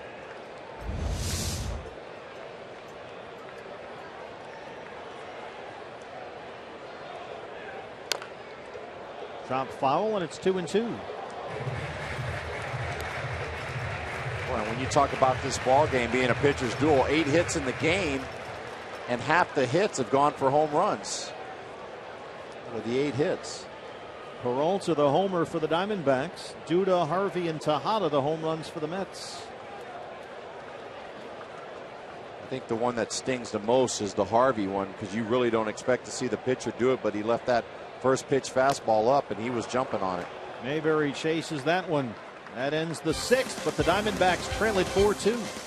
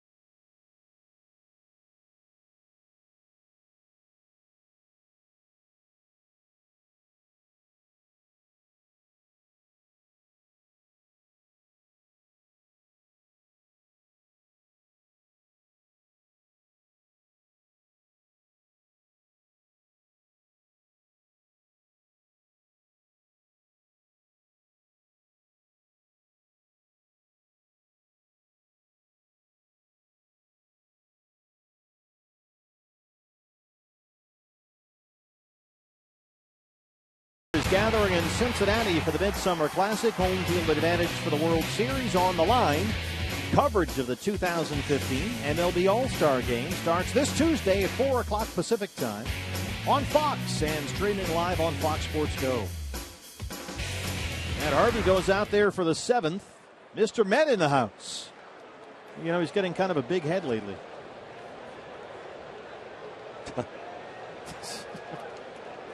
Harvey's got 9 strikeouts. He's walked 4. Let's hope the fastballs look like that big coming in. Exactly. Cliff Pennington singled his last time up. A bunt single for Penny. They've got a couple guys going in the bullpen out there. It looks like he's coming to the end of his rope, too. Well, he's consistently gone over 100 pitches in his starts this year, man, Harvey. He's not used to this kind of a lead, this offensive support. That's been a big issue for him this year, as it has with all these young Mets pitchers, the offense. Well, 2 days in a row. Yesterday, too, the 4 runs, all on home runs. And today, once again, they've been relying on the long ball. Well, done in by the long ball here in what is generally considered a pitcher's park. Harvey, as we mentioned earlier, only 2-6 in his last 11 starts. But in those 11 starts, the Mets scored a total of 28 runs as Pennington bangs that into center for a leadoff single. So that's 11 starts where the Mets have scored about 2.5 runs per game when Harvey pitches, going all the way back to the first week of May. So he's had no margin for error out there at all. Boy, that one up a bit. Yeah, and that fastball earlier in the ball game was 97, 98. Now his velocity starting to come down a little bit. Pennington able to stay on top of that and hit it right back up the middle. And with the double switch, here's Aaron Hill for the first time today, batting in the 9th spot. Pitcher bats 7th now for the Diamondbacks. And there's a strike at 1-1. Aaron at 216 and 4 homers. 3 for his last 29 at the plate.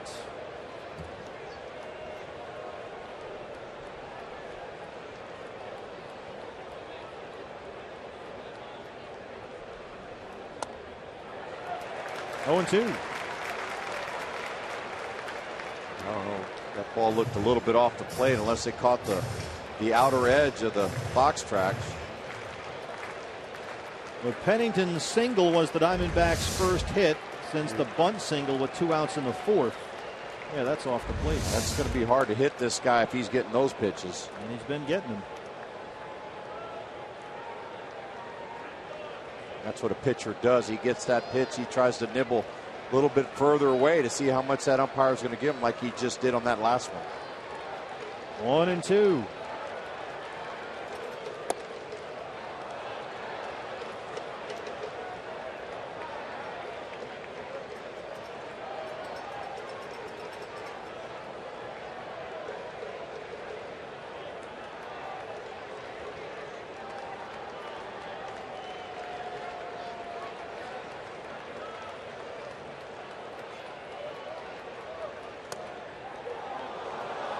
Ball 3. That's got to be a hard pitch to take if you're Aaron Hill up there.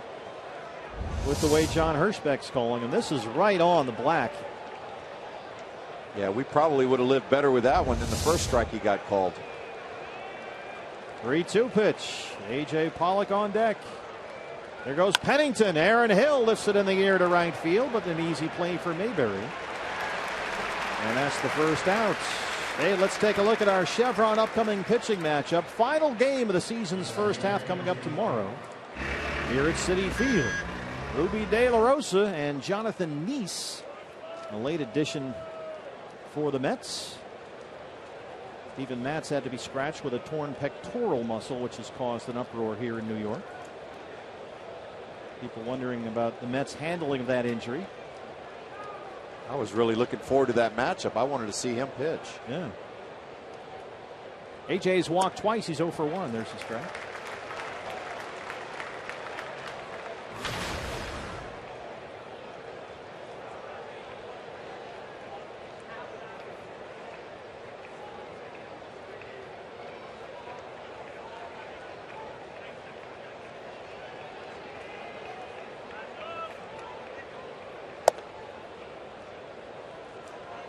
Yeah, they at first thought, Gonzo, they at first thought 3 weeks, and now they're kind of backing off on that, saying they don't know how long he's going to be out.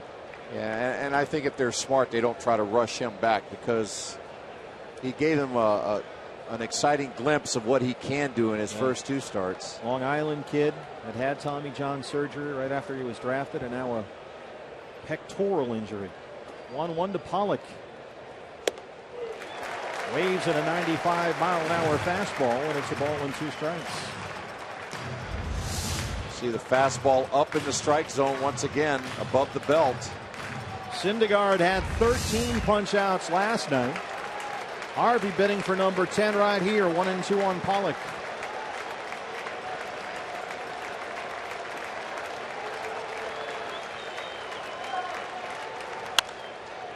Double play ball here. Flores. Tejada turns it, and they roll the double play. And Harvey through 7, stretch time at Citi Field. Diamondbacks trail at 4-2.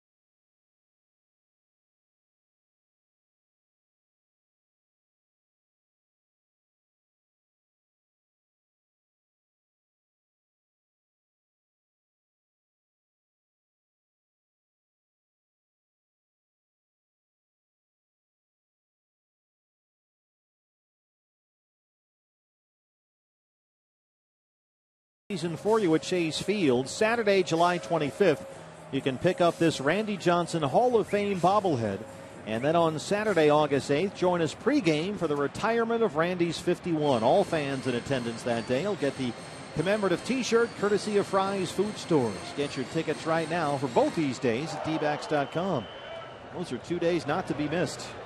Yeah, what an exciting time for Randy Johnson, all the fans, the Arizona Diamondback fans. Jody Jackson and Brian Henry from the Fox Sports Arizona crew were at Cooperstown the other day. Saw a lot of that on the Diamondback Live pregame show. Getting a lay of the land, kind of a sense, a vibe, as Cooperstown awaits the big units. What troopers they were. We landed at about 5:30 in the morning, and they just strapped it on and took off. Yeah, they sure did. You were buying us breakfast. The sun was coming up. We had, yeah, we were still a little hungry. Devin Plawecki, the catcher, leads off the 7th against Randall Delgado. We did the reverse order. We went the breakfast route and then laid down to sleep for a little bit. Former Met great Oliver Perez got a big out last night warming up for the Diamondbacks. Perez came on in the 7th last night, got Daniel Murphy to fly out to end the inning. Delgado misses there. It's 2 balls and a strike to Plawecki, who is hitless in the series.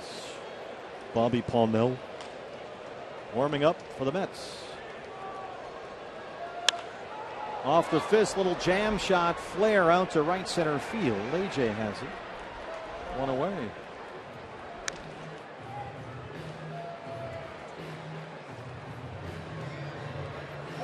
Brings up the third baseman, Eric Campbell. That's one of the things that really hurt Patrick Corbin. He walked Campbell with 2 outs in the 5th. Now, granted, you're you know, why pitch to Campbell when you got Harvey the pitcher behind you, but he walked Campbell with 2 outs, and then Harvey homered. That made it 3-2 Mets. Tejada homer to lead off the 6th to tack on another run, 4-2. Yeah, and I think he couldn't have made any worse a pitch to Harvey. Just left a pitch up in the strike zone. He probably gets that any other place but where he left it. You think that's just rust? I think it's fatigue? more fatigue. Gotcha. Because early in the game, he was down in the zone. Everything was from the waist down. And then as the game went on, he started elevating. And you saw the home run pitches that we showed a clip of earlier. They were all up in the strike zone. Well, Harvey's spot is due up next. Curtis Granderson, who did not start against the lefty Corbin, is in the on-deck circle. And he'll hit for Harvey. 1-2 now.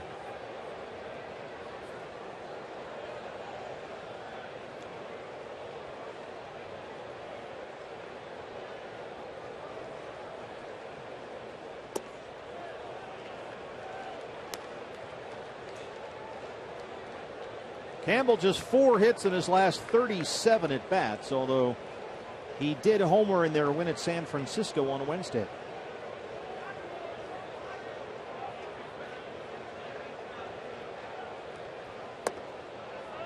Three and two.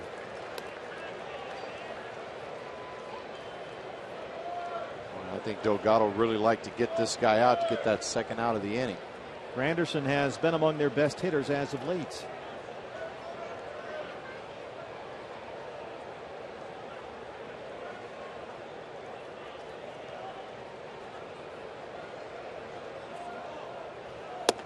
Called strike 3. Second strikeout for Delgado. 2 down in the 7th. Nice job by Delgado, staying down in the strike zone, pounding the bottom of the zone. It's Campbell looking there for the second out.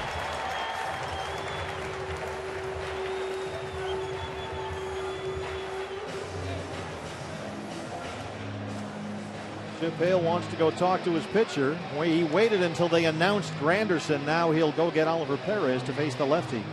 Granderson does not hit lefties at all this year. Pitching change back after this.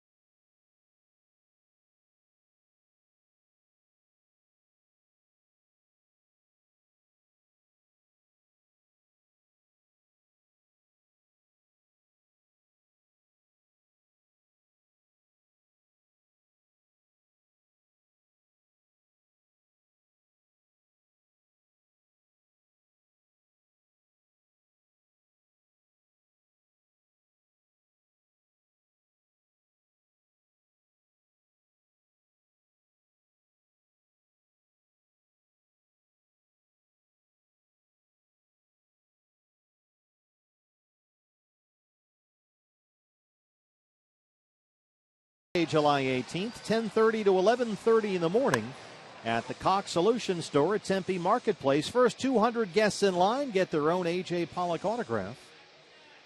That's coming up Saturday, July 18th. And then later that day at Chase Field, A.J. Pollock bobblehead night and Star Wars night. Some Pollock fans here from Connecticut.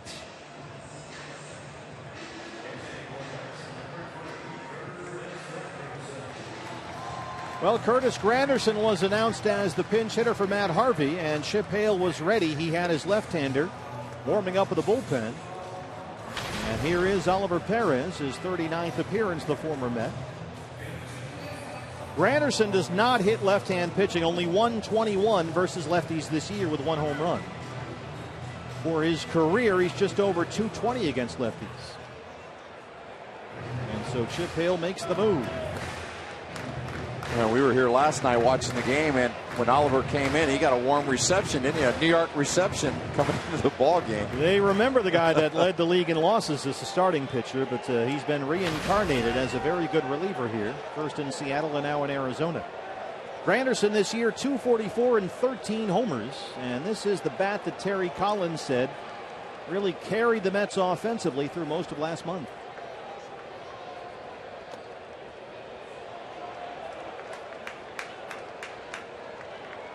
There are the platoon splits this year for Granderson. Just over 60 plate appearances against lefties. That's a big difference right there. 304 at-bats to 61. And when you're counting on a leadoff hitter like that, you can't count on them every day against tough left-handers. Well, ideally, they'd like to hit him lower in the order. But you got to have a guy to get on base, as Terry Collins says, and they don't have a get-on-base guy, as he put it. Lagares, Tejada, those guys are not high on-base percentage guys, so Granderson's been their most consistent hitter, and he's up there in the top spot. But a day off today against the left-hander Corbin. You can see Curtis Granderson, a slow start this year, but a good month of June. 7 homers. 1-2.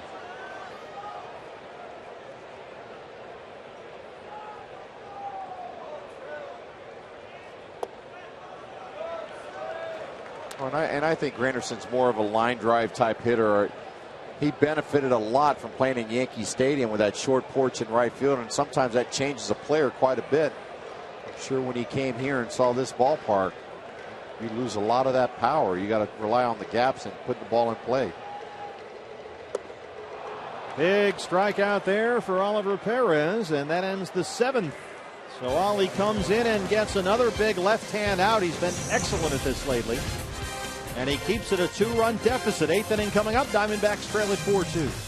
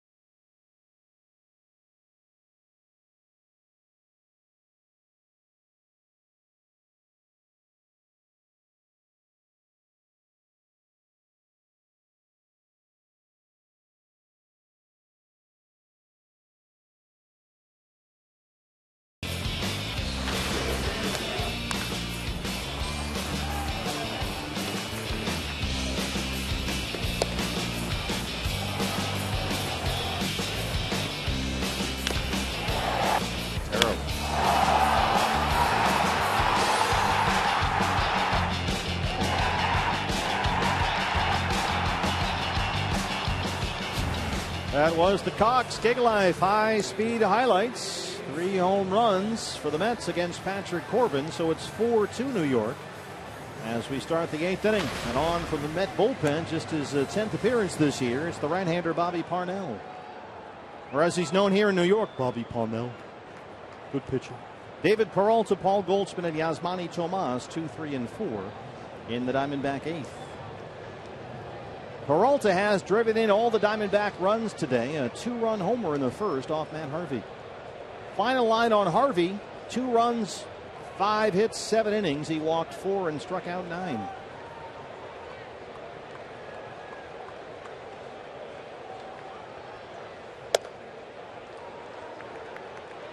Parnell's one of those guys with a heavy sinker, so you got to try to see the ball up, try to get it up in the strike zone.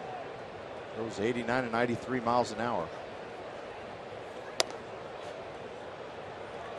Our Chaz Roberts air conditioning cool play of the game. David Peralta, 2 batters in, makes it 2-0 Diamondbacks. A homer off Harvey, his 8th of the year. 2-0.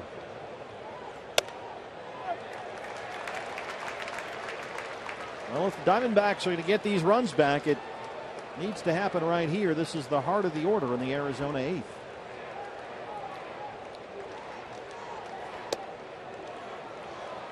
Three and one.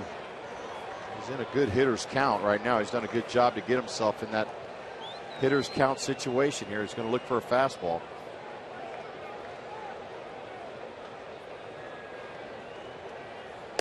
Well, his plate discipline lately, and Parnell wasn't close on many of those, but Peralta's plate discipline lately has been terrific. Absolutely. And when you put yourself in a good hitter's count like he was there, you're going to be looking for a fastball because you got a guy by the name of Paul Goldschmidt hitting behind you, and they definitely don't want to walk you like he just did there to put Goldie at the plate with a runner on. That's David's second walk today. He's been aboard 3 times. Goldie so far 0 for 3. He has struck out twice.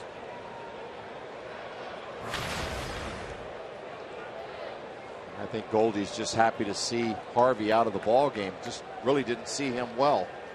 2 strikeouts and a ground out.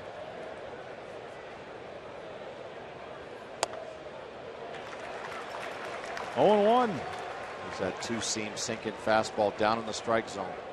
Early start tomorrow back home, the great state of Arizona.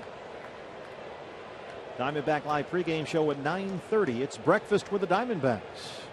De La Rosa and Nice tomorrow. The final game of the first half of the year. Really, in the way the game's been going right now with the runner on first, we're 1 swing away from tying this thing up. You better believe it. A ball and a strike. A bouncer to short. Tejada. Flores. They roll it. Well, that's definitely not what you wanted to see the D-backs do there. Sinker ball pitcher. Goldie just gets on top of that pitch. Not able to get under it. Rolls it over to the shortstop for a double play. So base is empty, 2 down for Yasmani Tomas, who's 1 for 3. A single in the third. Goldie 0 for 4. Boy, Steven, you talked earlier about Goldie looking a little sluggish up there at the plate. He really does. His last 2 plate appearances. These top 2 balls, the last time he grounded out to third, he really didn't hit that ball well either. And in some of the previous games, he had swung through some pitches that he normally drives and looked at some borderline pitches that he might normally swing at. Just seems a little off. And you're going to go through that in the long season that he has there, 162 games. No question. He answers the bell 99.9% of the time. If he had it his way, it'd be 100% of the time. 0-1 on Tomas.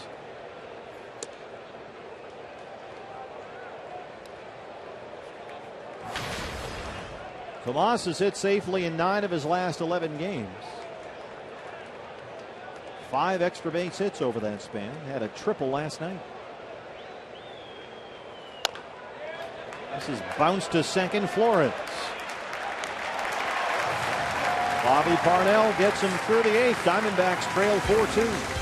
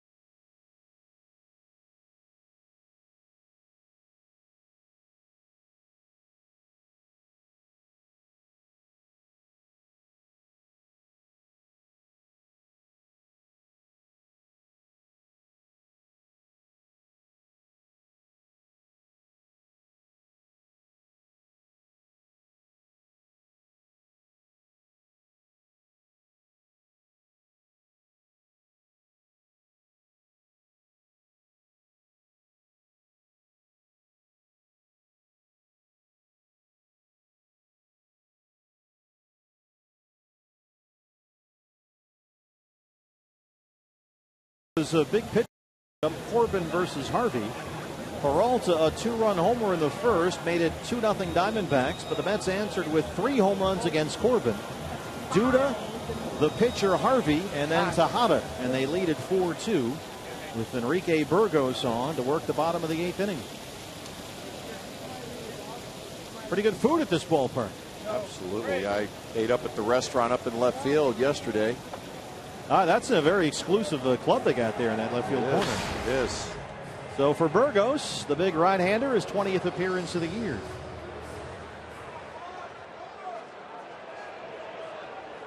Juan Lagares, the leadoff man, leads off the 8th. He's 0 for 3.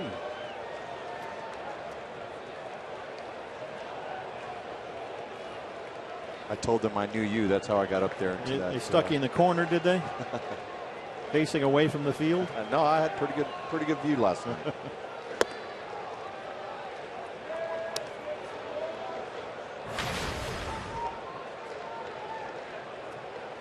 Juan Lagares bobblehead day here today. Better than 36,000 in attendance on a beautiful Saturday afternoon in New York.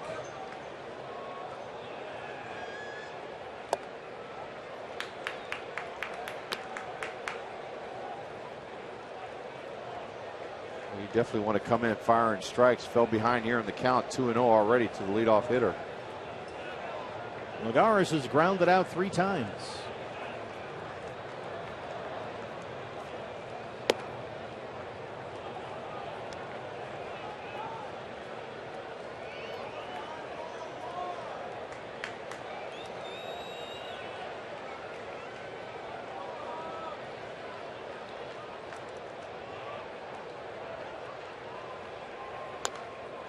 I'll tell you, this is a nice ballpark, but I miss old Shea Stadium. That was one of your favorites, huh? I just enjoyed the harassment, I guess you can say, that you receive from the fans. It's New York. It's a warm welcome when you come out here and you play against them. Well, there's a ton of foul ground in this ballpark. It's a pretty good sized park, but it's not nearly as intimate as old Shea, and a whole lot nicer, frankly. But Shea had its own kind of unique charm, I guess. A lot of history there, and I think a lot of the fans missed that part of the game, being out there, and I always call it the good hospitality that they give you when you run out there on the field. I mean, they had, Joe Namath had some of his great games at Shea Stadium, quarterback in the Jets, and all those great Mets teams of the late 60s and then the mid 80s. Early 70s team as well. 73 team won a pennant. He did not go. That's first base umpire Trip Gibson down there. So it's 3-2 on Lagares. What was your favorite part of Shea? Just the proximity of the fans? One of the biggest heartbreaks for me, we were on that 99 team that we lost with the Todd Pratt homer in center field for the Diamondbacks. Sure. But as far as playing there, just the fans running out on the field, the words. If you hadn't talked to your family in a while, they knew everything about them, and they'd let you know how they were doing. So, of course, Kiner's Corner was a great part of the Mets broadcast for years and years. Did you ever do a spot on? I did. You were on Kiner's Corner. Yes, going out after the game, player of the game, going there. They give you a watch or something, or a great gifts. Great gifts. Here, that was a big deal. Players would fight to get on Kiner's Corner. Followed by the happy recap. Lagares strikes out. One down in the 8th. Let's take a look at our timeless moment brought to you by Coors Banquet.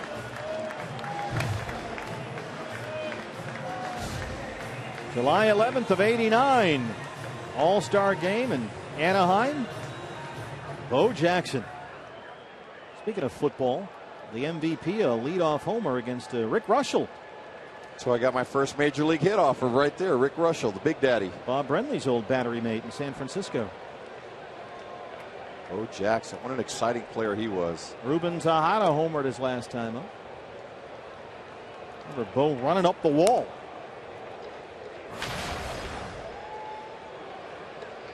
You ever try to do that? No. I can barely sit down. I think I remember early in my career in Houston in the Astrodome, I tried to just do it messing around in batting practice. It didn't work out too well. 2 words, torn cartilage.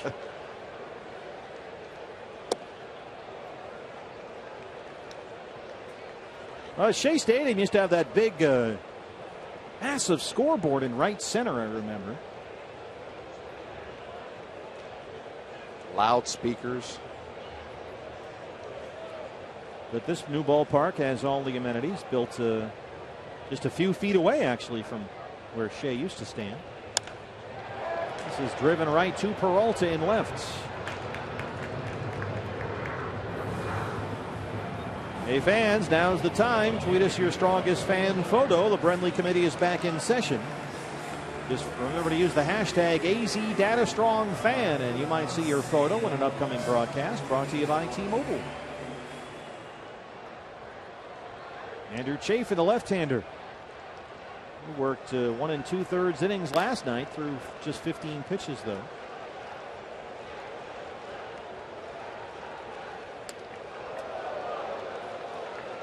Burgos, that one just got away from him.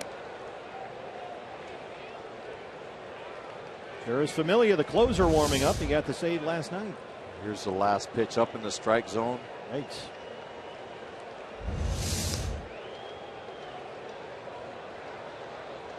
Well, you've got 2 outs. You got Kadire up there.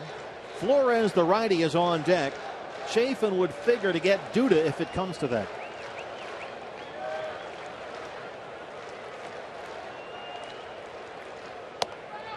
It's one thing that's been great about Chip Hale this year. He's always ready. We saw how he had Oliver Perez up in case Terry Collins went to his bench and pulled Granderson off the pinch hit. Chip had his left-hander ready to go.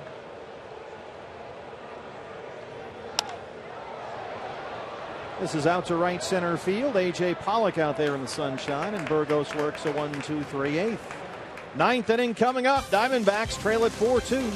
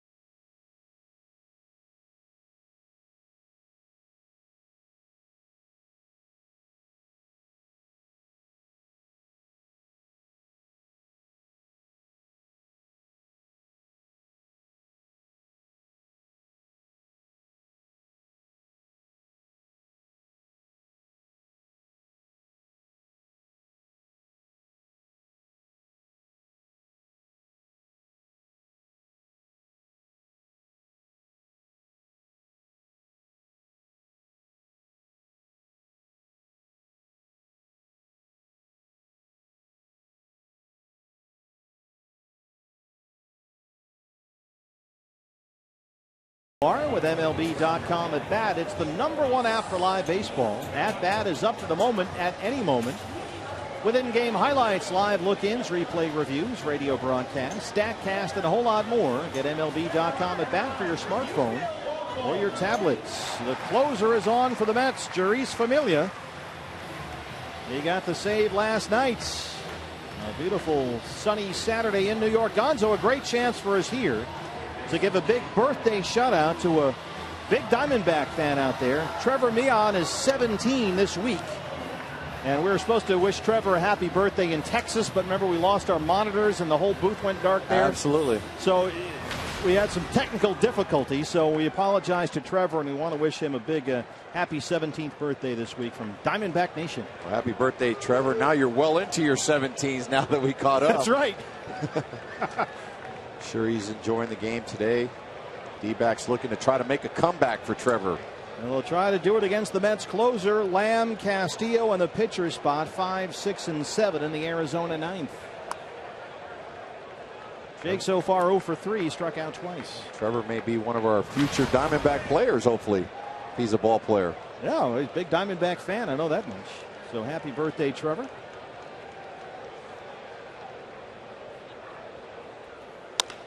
Right back to the mound. Kind of like he broke his bat.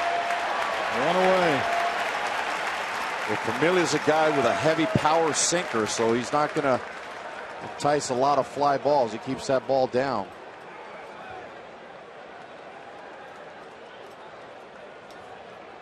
Well, with one out, you've got Wellington Castillo. Pitcher's spot is behind him, and there on the left side of your screen, you can see Jared Saltalamacchia in the on-deck circle. He would hit for the pitcher. Castillo singled in the second. He's 1 for 3.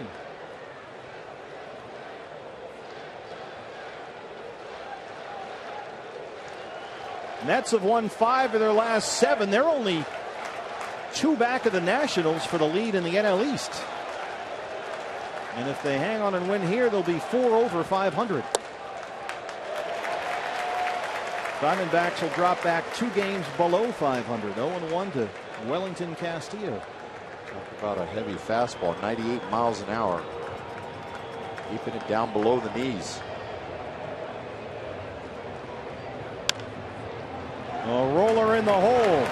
Campbell has it, 2 down. Well, you're talking about Shea Stadium and how the fans were close to you. For whatever reason, Gonzo, this ballpark is working for the Mets. They are, not counting today, 30-14 at home this year. That's pretty impressive. Yeah, that really is. That's good home cooking right there for those guys. So Jared Saltalamacchia, the last hope for the Diamondbacks. He'll hit for the pitcher. And you talk about those numbers with a team that has been struggling offensively. They can barely score. But they've gotten the home run ball so far in this series. Saltalamacchia 169, a pair of home runs. Ball 1. Salty walked and singled in Tuesday's win over Texas. He's hit safely in 6 of his last 7.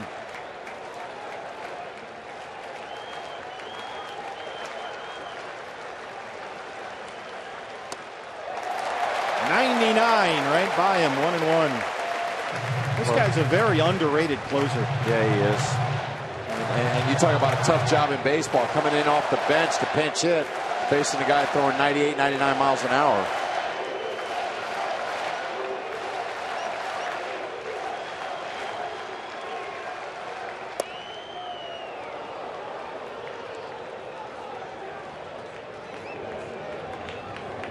Salty's been sitting there for 8 innings. 9th inning, you got Familia. Go get him, big guy.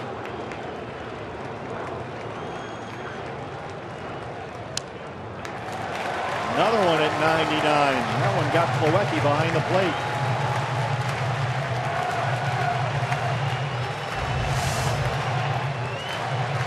There's a fastball right down the middle, but keeps it down below the knees.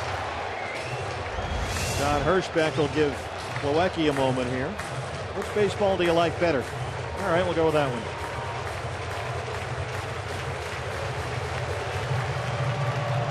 Diamondback Live pregame show tomorrow, 9:30 in the morning. It's breakfast with the Diamondbacks. The series and first half finale, Ruby De La Rosa and Jonathan Neese. 2 balls, 2 strikes, 2 outs here in the 9th.